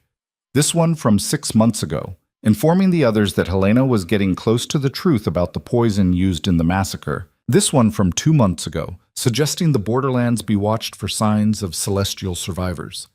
He looked at her with contempt. You sold out your own family. Margot's mask finally cracked. You don't understand. The Celestials were dangerous. They held power that no one should have, power that could bend the will of entire packs, that could override the natural order. We did what was necessary to prevent tyranny. You committed genocide, Rhea said, her voice shaking with rage. Murdered children, babies, people who'd done nothing wrong except be born with the wrong bloodline. They would have grown into threats. Margot's eyes were cold. Just like you. That light, that ability to command wolves, you think that's a gift? It's a weapon, one that will eventually corrupt you into believing you're above all laws, all consequences. The only corruption I see is yours. Kale gestured to the guards. Arrest her. Margot didn't resist as the chains went on. She just smiled, a horrible expression that made Rhea's skin crawl. This won't stop it. The architect is still out there, still planning, and you'll never find them. We'll see about that. Kale turned to address the hall. Anyone else involved in this conspiracy has one chance to come forward. Confess now, cooperate fully, and I'll show mercy. Stay silent, and when I find you, and I will find you, the punishment will be severe. Silence. No one moved. Then a voice from the back. I have information. A young man stepped forward, one of the lesser nobles Rhea didn't recognize. He looked terrified but determined. I wasn't involved directly, but I overheard conversations. My father, Lord Kellen, he's been meeting secretly with Aldrich and the others for months, planning something big. Where's your father now? Kyle asked. His estates, 2 days south. He left this morning, said he had urgent business. He's running. Kale looked at his guards. Send riders. I want Lord Kellen in custody by tomorrow. The young noble swallowed hard. There's more. 3 nights ago, I heard them talking about someone they called the architect. They said this person had been planning the restoration of the old order for decades, that killing the Celestials was just the first step. Did they say who it was? No, but... The noble hesitated. They spoke with reverence, fear even. Whoever the architect is, they're powerful enough that even Aldrich takes orders from them. Rhea felt a chill. Someone more powerful than Aldrich, pulling strings for 23 years, and they still had no idea who. We need to interrogate them, she said quietly to Kyle. Aldrich, Seraphine, all of them. Someone knows who the architect is. Agreed. Kyle looked exhausted, his shoulder still bleeding through the makeshift bandage. But first we need healers, and you need to address the court. Me? You're the last Celestial, the living proof of what they tried to erase. Kale's eyes were serious. These people need to see you, hear from you, understand what was lost. Rhea's throat tightened. She'd never spoken in front of a crowd like this, never been comfortable being the center of attention. But looking around the hall, at the faces watching her with everything from fear to curiosity to barely concealed hostility, she understood what Kyle was asking. This wasn't just about her anymore. She stepped forward, and the hall went silent. Most of you don't know me, she said, her voice rough but carrying. 3 days ago, I was nobody. A rogue from the borderlands who just wanted to hunt in peace. Then I was dragged here in chains and told I was lying about a bloodline I didn't even know I had. She held up her arm, showing the healing wound and the faint glow that still lingered beneath her skin. The Heartstone confirmed what I am. The ancestors recognized me. And in that moment, I saw what happened to my family. Saw them murdered. Saw my mother die protecting me while soldiers cut down everyone she loved. The room was utterly still. I don't know what the Celestial line was like before. I don't know if they were tyrants or heroes or something in between, but I know they were people. Children, families, and someone decided they didn't deserve to live. Ria's voice hardened. That's not justice. That's not protection. That's murder, and everyone involved is going to answer for it. She looked directly at Aldrich, chained and kneeling on the floor. You can call me dangerous, you can claim I'm a threat, but I'm not the one who ordered the deaths of innocents. I'm not the one who's been lying to this kingdom for 23 years. That was you. Aldrich's face twisted with rage, but he said nothing. Ria turned back to the crowd. I didn't ask to be here, didn't ask to be the last of my bloodline or to carry this power or any of it. But I am here, and I'm going to make sure the truth comes out. All of it. No matter who it hurts. The silence stretched for a long moment. Then someone started clapping. It was a young woman in servant's clothes standing near the back. Others joined her, slowly at first, then more, until half the hall was applauding. Not everyone. Some faces remained hostile. But enough. Enough to matter. Kale moved to stand beside her, and the bond between them thrummed with approval and something deeper. Pride, maybe. The trials will begin tomorrow, he announced. Public, transparent, every charge laid out, every piece of evidence presented. This kingdom deserves the truth. He looked at the assembled nobles. And those of you who've been complicit, willingly or through ignorance, need to decide what kind of future you want. One built on lies and genocide, or one where justice actually means something. He gestured to the guards. Take the prisoners to separate cells. Maximum security. No visitors without my direct authorization. To the court. This session is adjourned. We reconvene at dawn. The hall slowly emptied, people filing out in shocked silence. Ria stayed where she was, the adrenaline finally wearing off and leaving her hollow and shaking. You did well, Kael said quietly. I'm terrified. Good. Terror means you understand the stakes. He touched her shoulder carefully, mindful of her injuries. Come on, let's get you to the healers. The royal healer, a different woman than the one who'd stitched Ria's arm, took one look at them and started barking orders.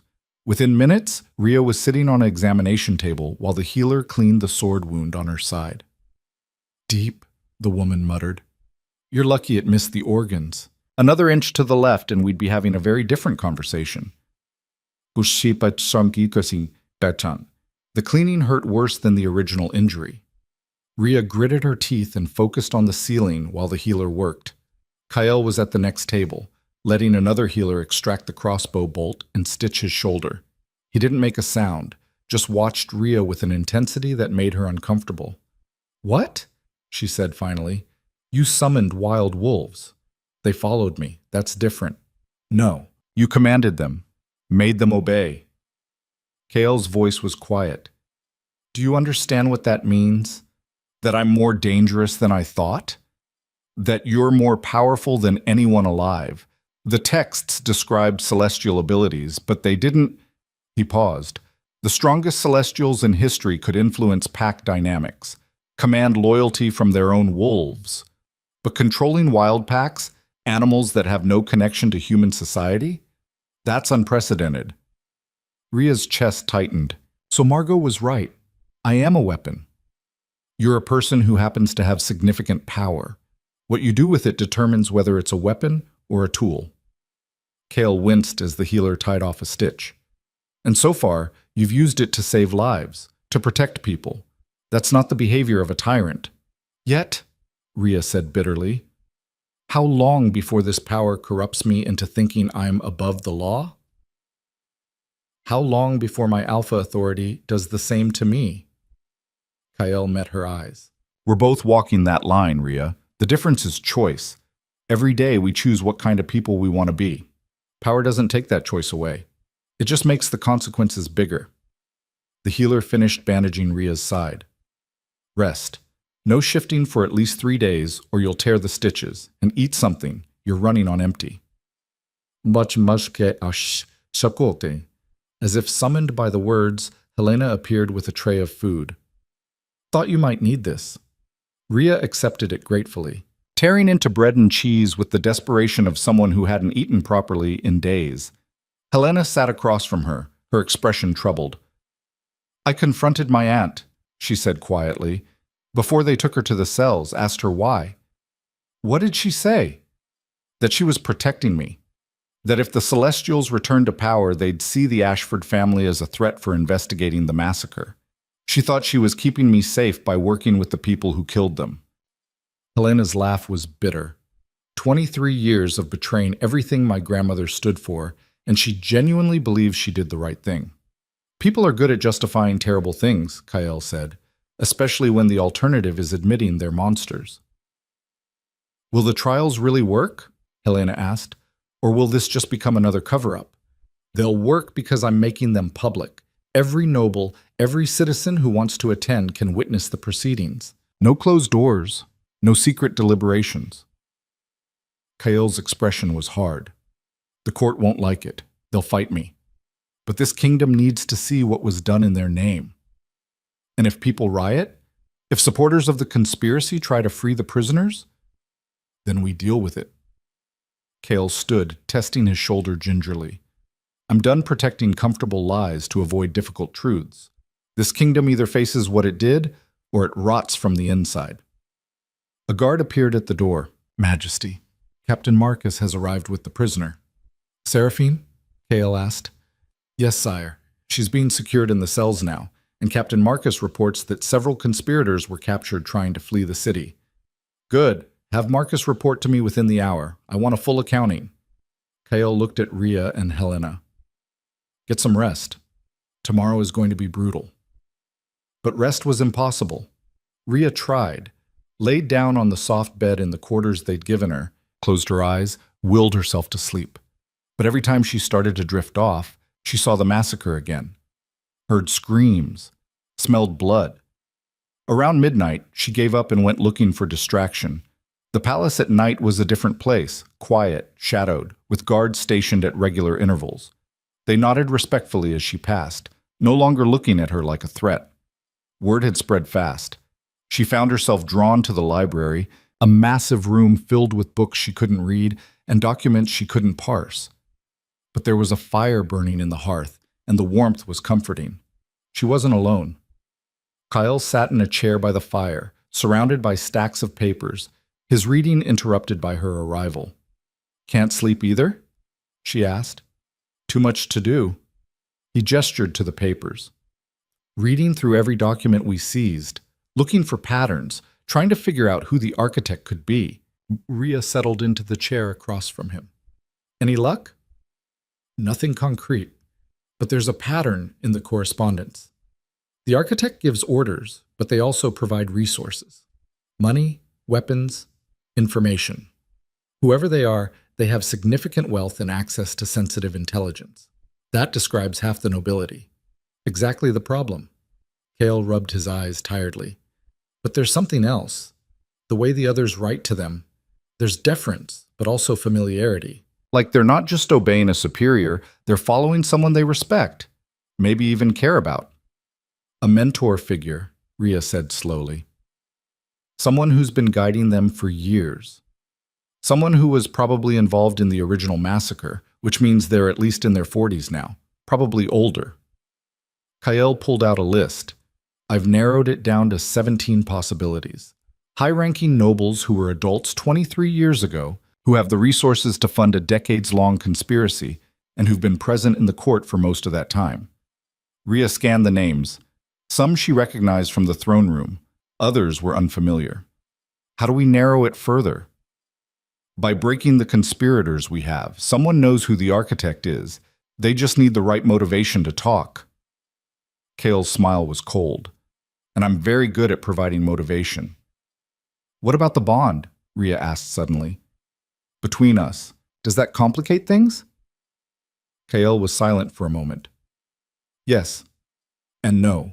The bond makes you vulnerable. Anyone who wants to hurt me can use you to do it. But it also makes you untouchable. Harm the Alpha Kings bonded, and the entire kingdom will see it as an act of war. We haven't actually... Rhea struggled for words. The bond exists, but we haven't solidified it, haven't completed it. I know. Is that intentional? Kael looked at her seriously. You've had your entire life upended in less than a week. You've been tortured, tried, attacked, and forced into a role you never asked for. The last thing you need is me pushing you into a bond you're not ready for. And if I never am, then we figure something else out.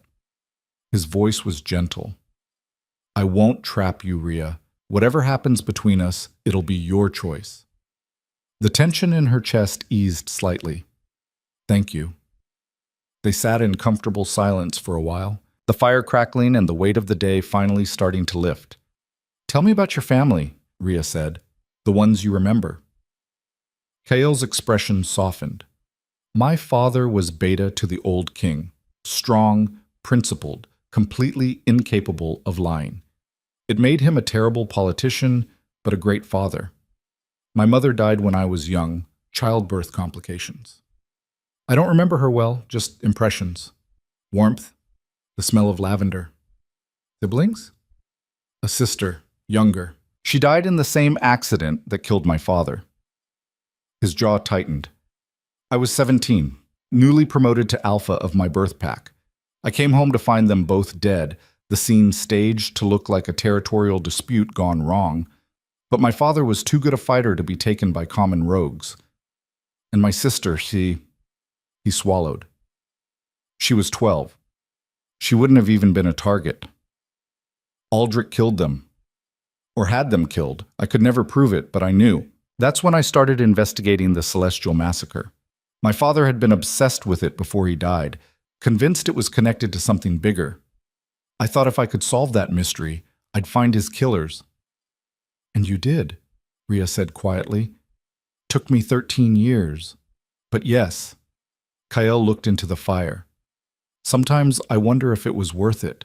All those years spent hunting conspiracies instead of living. But then I think about my sister, about your family, about all the people who died for someone else's idea of the greater good, and I know I couldn't have done anything else. Rhea reached across and took his hand. The bond pulsed between them, warm and steady. We're going to finish this, expose everyone involved, make sure it never happens again. Kael's fingers tightened around hers.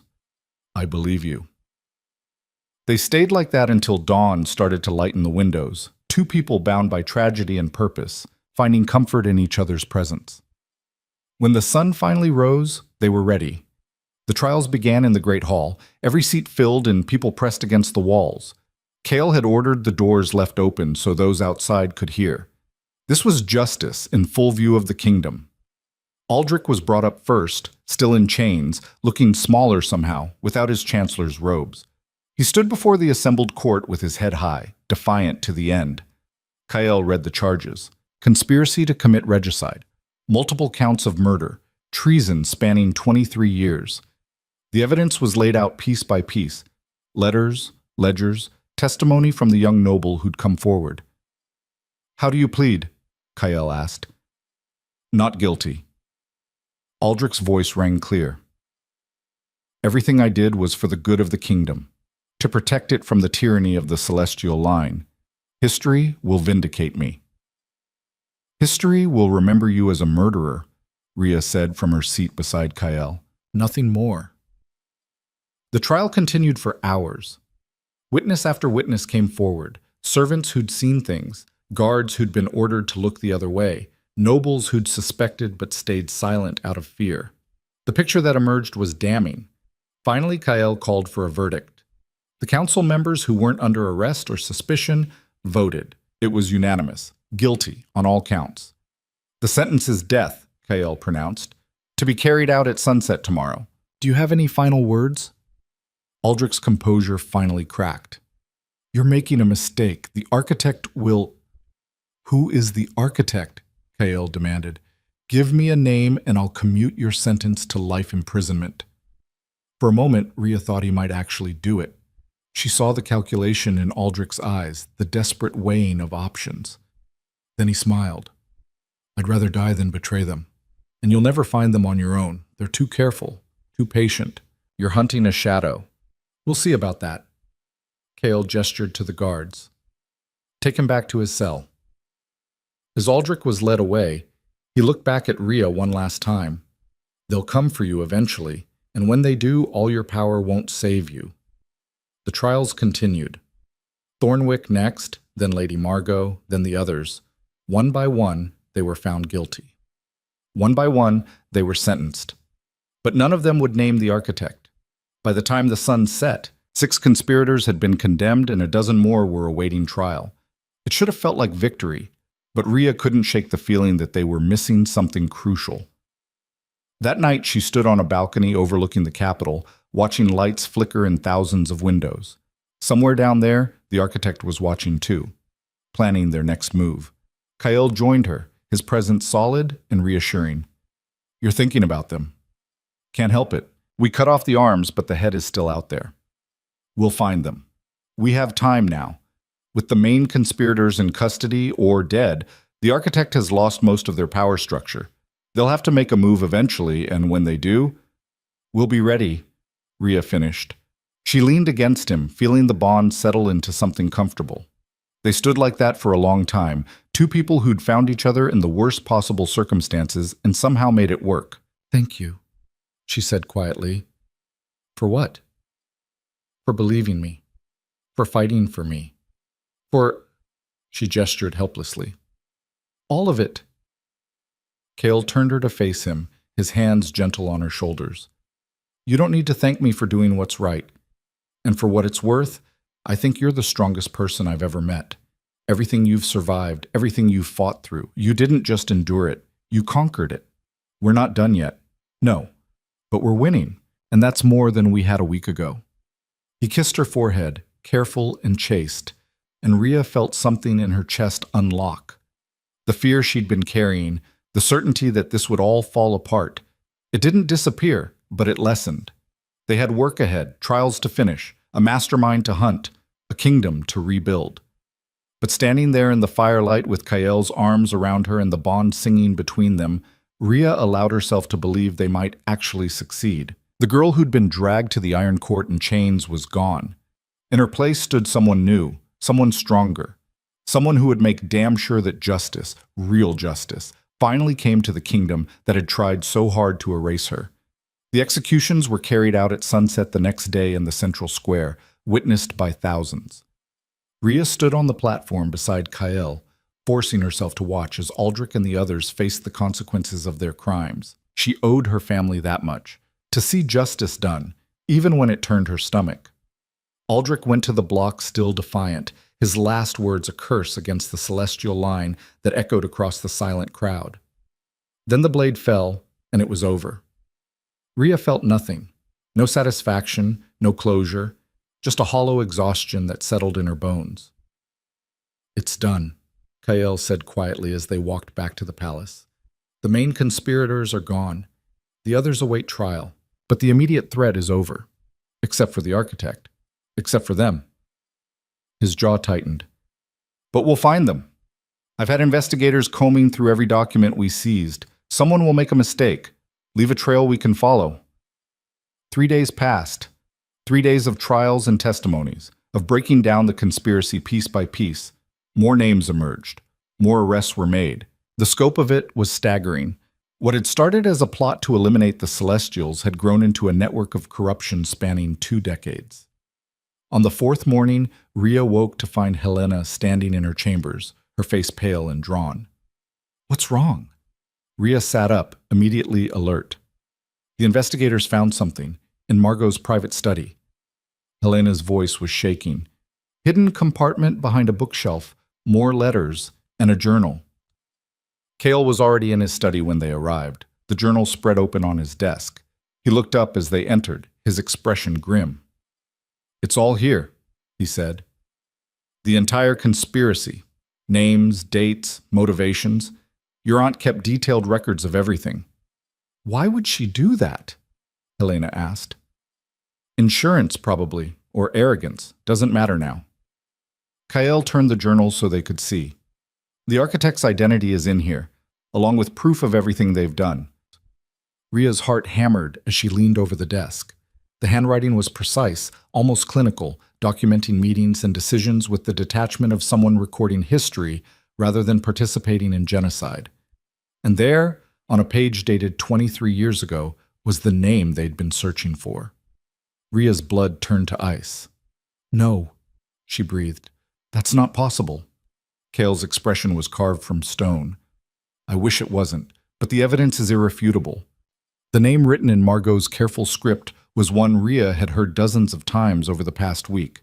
Someone who'd been present at every trial, who'd voted on every verdict, who'd stood beside Kyle as a trusted advisor through all of this. Lady Vera Ashcroft, the eldest member of the Alpha Council, a woman in her 70s who'd served the crown for 5 decades, who'd been like a grandmother to Kyle after his parents died, who everyone trusted implicitly. She can't be the architect, Helena said desperately. Lady Ashcroft has been fighting corruption for years. She's helped us. She's been controlling us. Kyle's voice was hollow. Every step we've taken, every move we've made, she's been 3 steps ahead because we told her everything. I told her everything. Rhea flipped through the journal, horror mounting with each page. It was all there. How Vera had orchestrated the original massacre, framing it as a plague while systematically poisoning the celestial line. How she'd spent 23 years consolidating power, placing her people in key positions, building a shadow government beneath the official one. How she'd let Aldrich and the others believe they were in charge while she pulled every string. The assassination attempt in the Grove, Rhea said, her mind racing. She knew we'd survive, knew we'd come back with evidence against Aldrich and the others, because she wanted them gone. Kyle's fist clenched on the desk. They were becoming liabilities. Too visible, too prone to mistakes, so she used us to eliminate them while keeping herself above suspicion. Where is she now? Helena asked. The council chamber. I called a session an hour ago to discuss the final trials. Kyle looked at them both.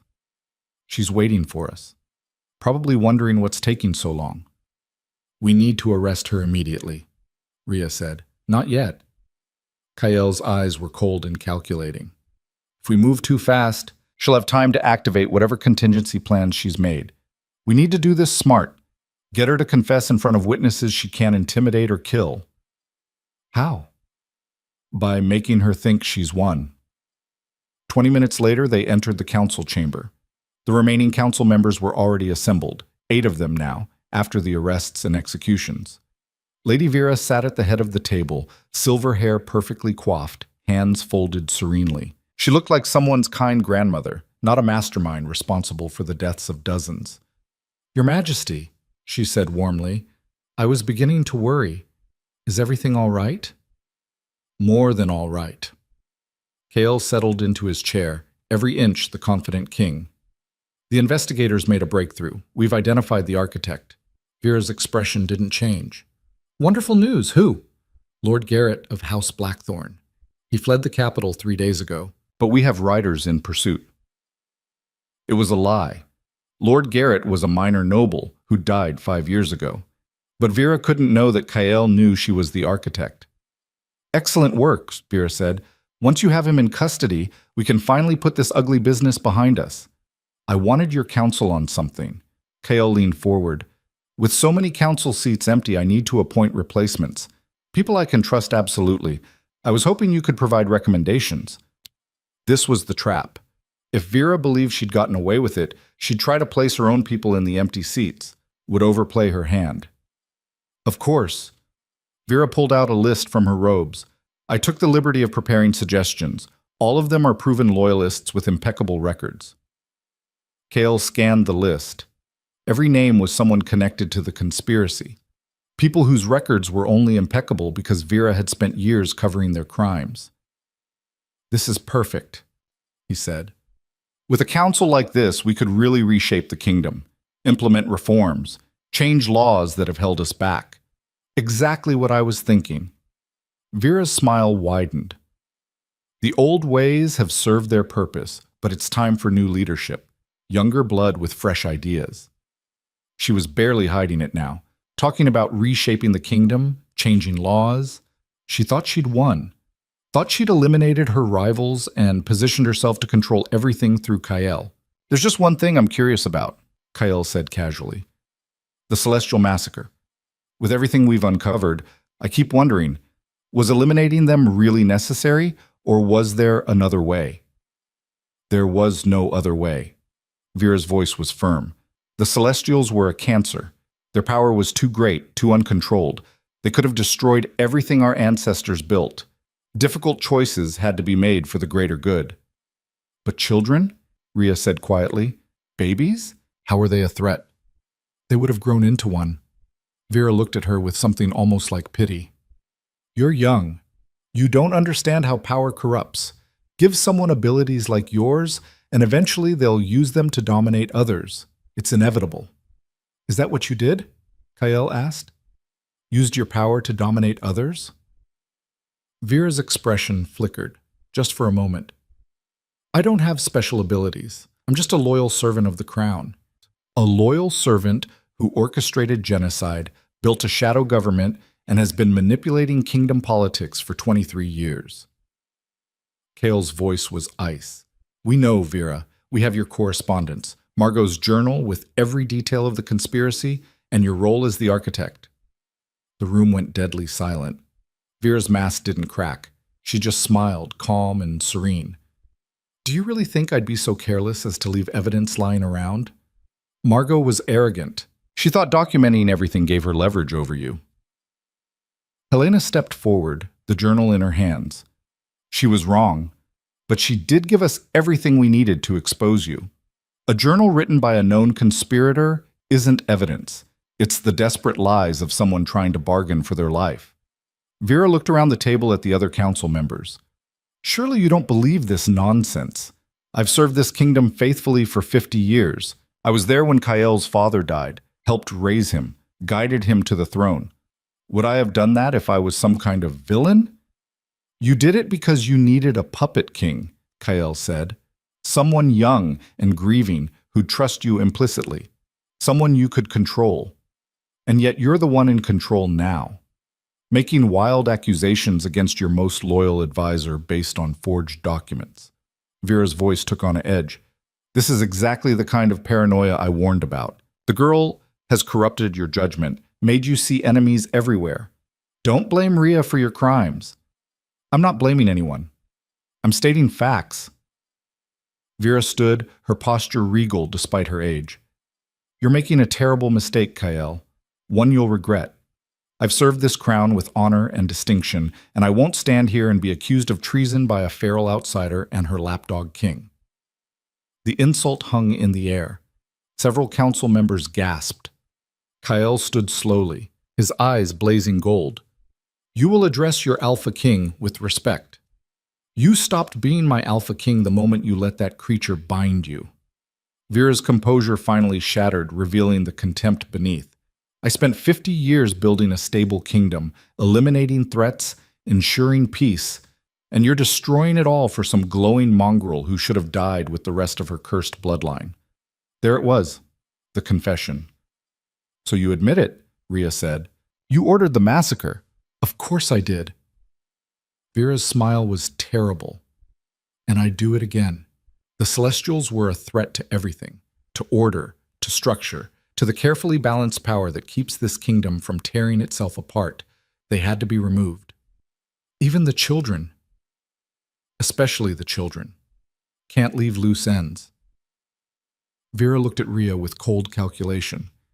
You're proof of that. I should have made sure the job was finished, should have hunted down every last survivor instead of assuming the Borderlands would do it for me. Why? Kael's voice was raw. Why kill my father, my sister? They weren't Celestials. Your father was getting too close to the truth, asking questions I couldn't deflect forever. And your sister, Vera shrugged. Collateral damage. She was there when the assassins came. Couldn't be helped. The bond flared between Kael and Rhea, carrying his rage and grief like a physical wave. Rhea moved closer to him, grounding him before he did something they'd all regret. You're under arrest, Kael said through gritted teeth, for conspiracy, treason, multiple counts of murder, and crimes against the crown spanning 5 decades. On what authority? Vera's voice was mocking. The Alpha Council? Look around, boy. Half these seats are empty because of your witch hunt, and the ones that remain, she looked at the assembled members. Do you really think they'll side with you over me? I've been their mentor, their guide, their voice of reason for decades. You've been king for 8 years. Who do you think they'll trust? The council members exchanged uncertain glances. Rhea saw the calculation in their eyes, the fear. Vera had been a constant in their lives for so long that betraying her felt impossible. Then one of them stood. Lord Emmerich, an older man with gray in his beard and scars from past battles. "I trust the evidence," he said quietly, "and I trust my king. Lady Ashcroft, you're the most dangerous person I've ever met, and I'll sleep better knowing you're in chains." Another stood, then another. Within moments, 5 of the 8 had sided with Kael. Vera's expression finally showed something other than smug confidence, surprise, and beneath it, the first flicker of fear. "You're making a mistake," she said, backing toward the door. "All of you. I have contingencies. People loyal to me throughout the kingdom, guards, nobles, entire houses who owe me favors. You can't arrest me without starting a civil war." "Then we'll fight that war."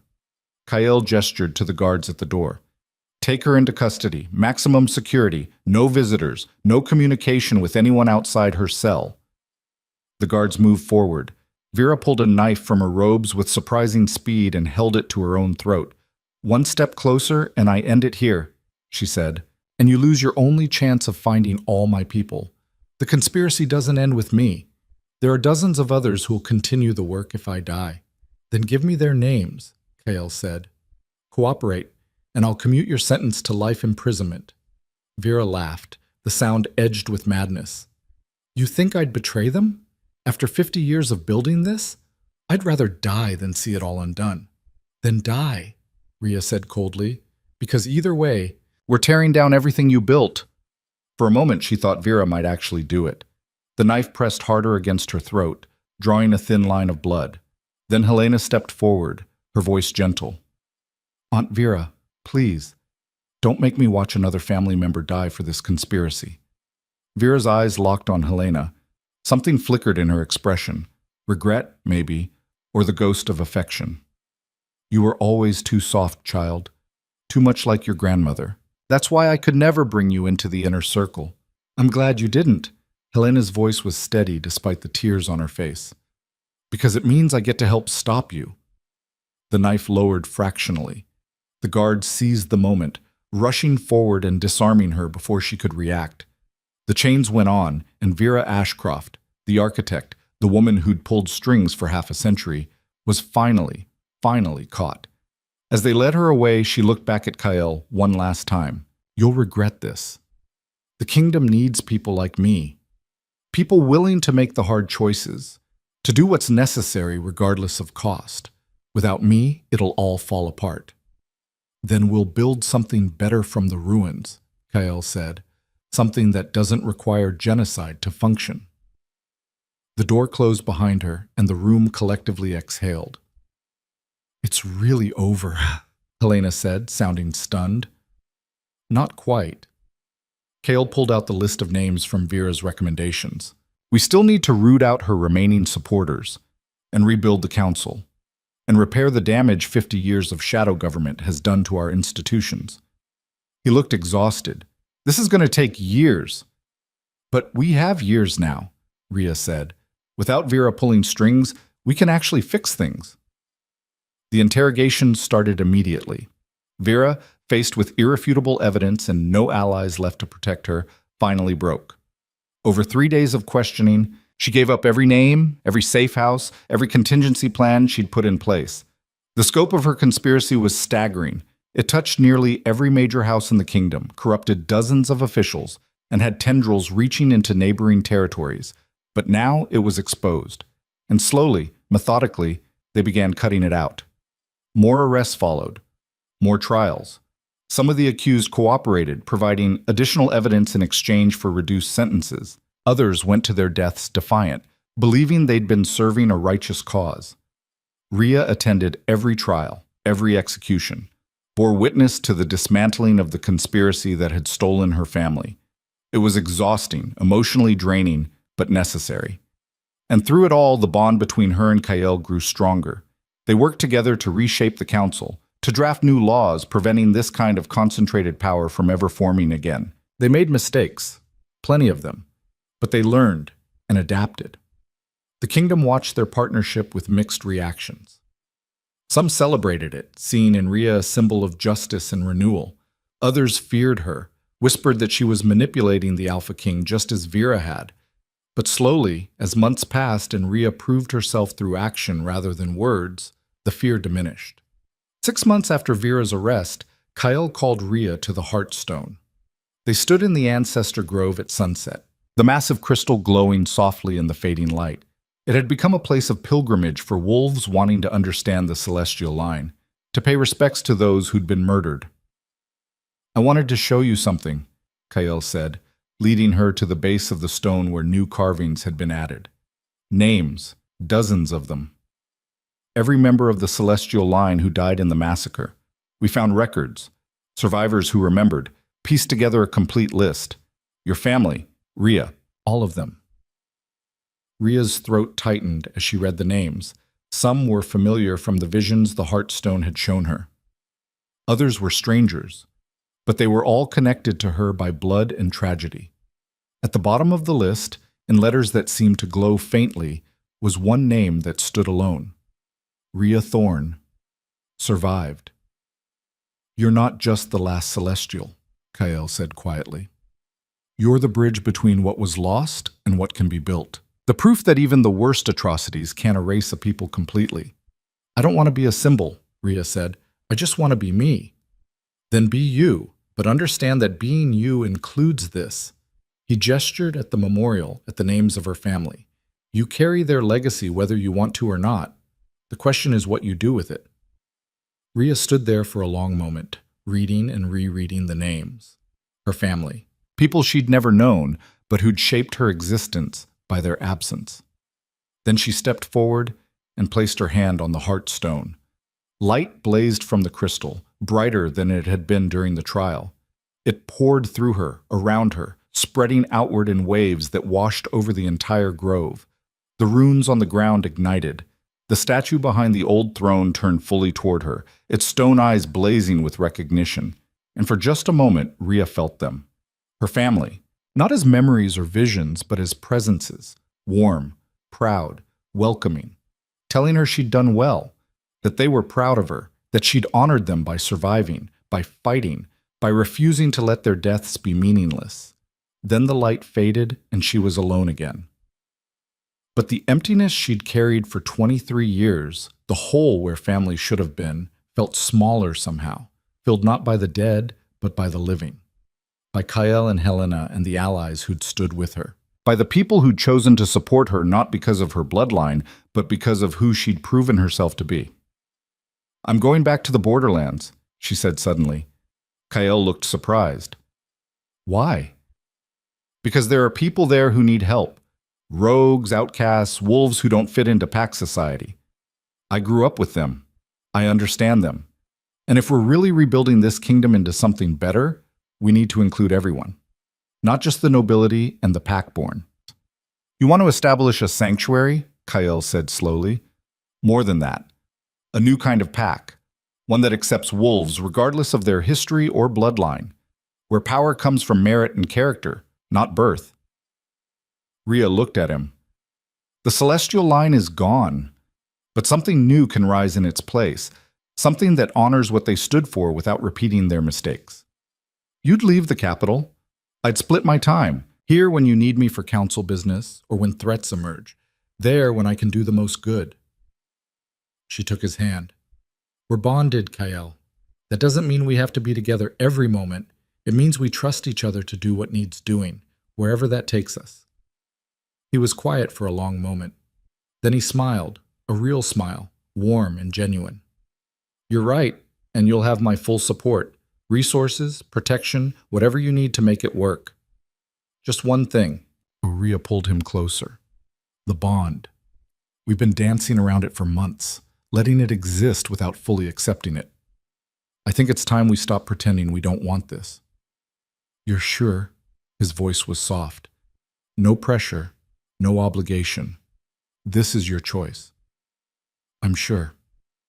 She reached up and kissed him, feeling the bond snap into perfect alignment as their lips met. The Heartstone blazed behind them, light spilling across the grove in celebration or acknowledgement, and when they pulled apart, Rhea felt complete in a way she never had before. Not just because of the bond, but because she'd finally found her place, her purpose. The trials concluded 2 weeks later. Vera was sentenced to life imprisonment in the most secure facility in the kingdom, isolated completely with no chance of ever influencing anyone again. Her remaining supporters were given varying sentences based on their level of involvement, some executed, others imprisoned. A few granted clemency in exchange for cooperation. The kingdom began the slow process of healing. New council members were appointed based on merit rather than connections. Laws were reformed to prevent concentrated power. And slowly, carefully, the shadow government Vera had built was dismantled. Rhea spent her time between the capital and the borderlands, building her sanctuary from nothing. It started small, a few outcasts willing to take a chance on her vision, but word spread. Within 6 months, she had 50 wolves under her protection. Within a year, 200. They came from everywhere. Rogues fleeing persecution, pack wolves who didn't fit their birth families, humans who'd been bitten and abandoned. She welcomed them all, teaching them what she'd learned from her wild wolf family: how to survive, how to trust, how to build something new from the ruins of what they'd lost. And they thrived. The other packs watched with suspicion at first, but as Rhea's sanctuary proved stable and beneficial to the kingdom as a whole, the resistance faded. Some even sent their own outcasts, wolves they couldn't accommodate but didn't want to abandon completely. 2 years after the conspiracy's exposure, Kael visited the sanctuary for the first time since its founding. Rhea met him at the border, where a small town had grown up around the original camp. "This is incredible," he said, looking around at the organized chaos. Wolves training together, children playing, humans and wolves coexisting in ways the capital still struggled with. "It's messy," Rhea corrected. "We fight, we make mistakes. Last week someone tried to challenge me for leadership and I had to put them in their place. The week before that, 2 families got into a blood feud over hunting territory that I'm still mediating. But they're here, they're trying. That's what matters." They walked through the town, Rhea pointing out improvements and problems in equal measure. She'd learned to be honest about both, to celebrate successes without hiding failures. At the center of the town was a memorial, not as grand as the one at the Heartstone, but meaningful. Names of wolves who'd died as outcasts, rejected by their packs, who'd found home here in their final days. "We remember everyone," Rhea said. "Not just the powerful or the successful, everyone who tried to build something better." Hale pulled her close, the bond humming contentedly between them. "You've done more in 2 years than most rulers accomplish in a lifetime. We've done it. You provided the resources and protection. Helena helped with the organization. Marcus sent guards to train our fighters. This wasn't just me. But it started with you, with a girl who refused to accept that being an outcast meant being worthless." He kissed her forehead. "I'm proud of you." That night, they stood together under the stars, watching the sanctuary settle into sleep. Fires burned in hearths, voices carried on the wind. Somewhere a mother sang to her children in a language Rhea didn't know but understood anyway. "Do you ever regret it?" Kael asked. "Everything that happened, being dragged to the Iron Court, having your whole life destroyed." Rhea thought about it. About the girl she'd been, feral, isolated, knowing nothing of her heritage or potential, about the pain and terror and loss that had brought her here. "No," she said finally. "I regret what was done to my family, the massacre, the conspiracy, all the lives destroyed. But what happened to me specifically?" She shook her head. "It brought me here, gave me purpose. Let me build something that matters. I can't regret that." "Even though you lost your old life, I gained a new one, a better one." She looked at him. "And I found you, found family and people who chose me rather than being born to me. That's worth everything I lost." They stood like that for a long time, 2 people bound by fate and choice, looking out over a kingdom slowly healing from decades of wounds. The celestial line was gone, but in its place, something new had risen. Not a bloodline defined by power, but a community defined by resilience, by the courage to survive impossible odds and build something better from the ashes. Rhea Thorne had been dragged to the Iron Court in chains, condemned as a liar, sentenced to death for the crime of existing. And she'd conquered it all. Not through violence or revenge, though she'd needed both at times, but through persistence, through refusing to let others define who she was or what she could become, through choosing every day to be better than the hatred that had tried to destroy her. The girl from the borderlands had become a queen in everything but name, a leader who'd reshaped a kingdom through sheer force of will, and an unwavering belief that justice mattered, that truth mattered, that every life had value regardless of bloodline or birth. And as dawn broke over the sanctuary, painting the sky in shades of gold and pink, Rhea felt her wolf stir contentedly. The glow beneath her skin pulsed once, twice, then settled into a steady warmth. She was home, not in the borderlands or the capital or any physical place, but in herself, in the life she'd chosen, and the family she'd built, and the purpose she'd forged from tragedy. The last Celestial stood in the light of a new day, surrounded by those who'd chosen to stand with her, and knew with absolute certainty that she'd won. Not because she'd destroyed her enemies, though she had. Not because she'd survived impossible odds, though she had that too. But because she'd taken everything meant to break her and used it to build something better. Something that would outlast her, outlast them all. A legacy not of power or bloodline, but of hope. And that was worth more than any throne,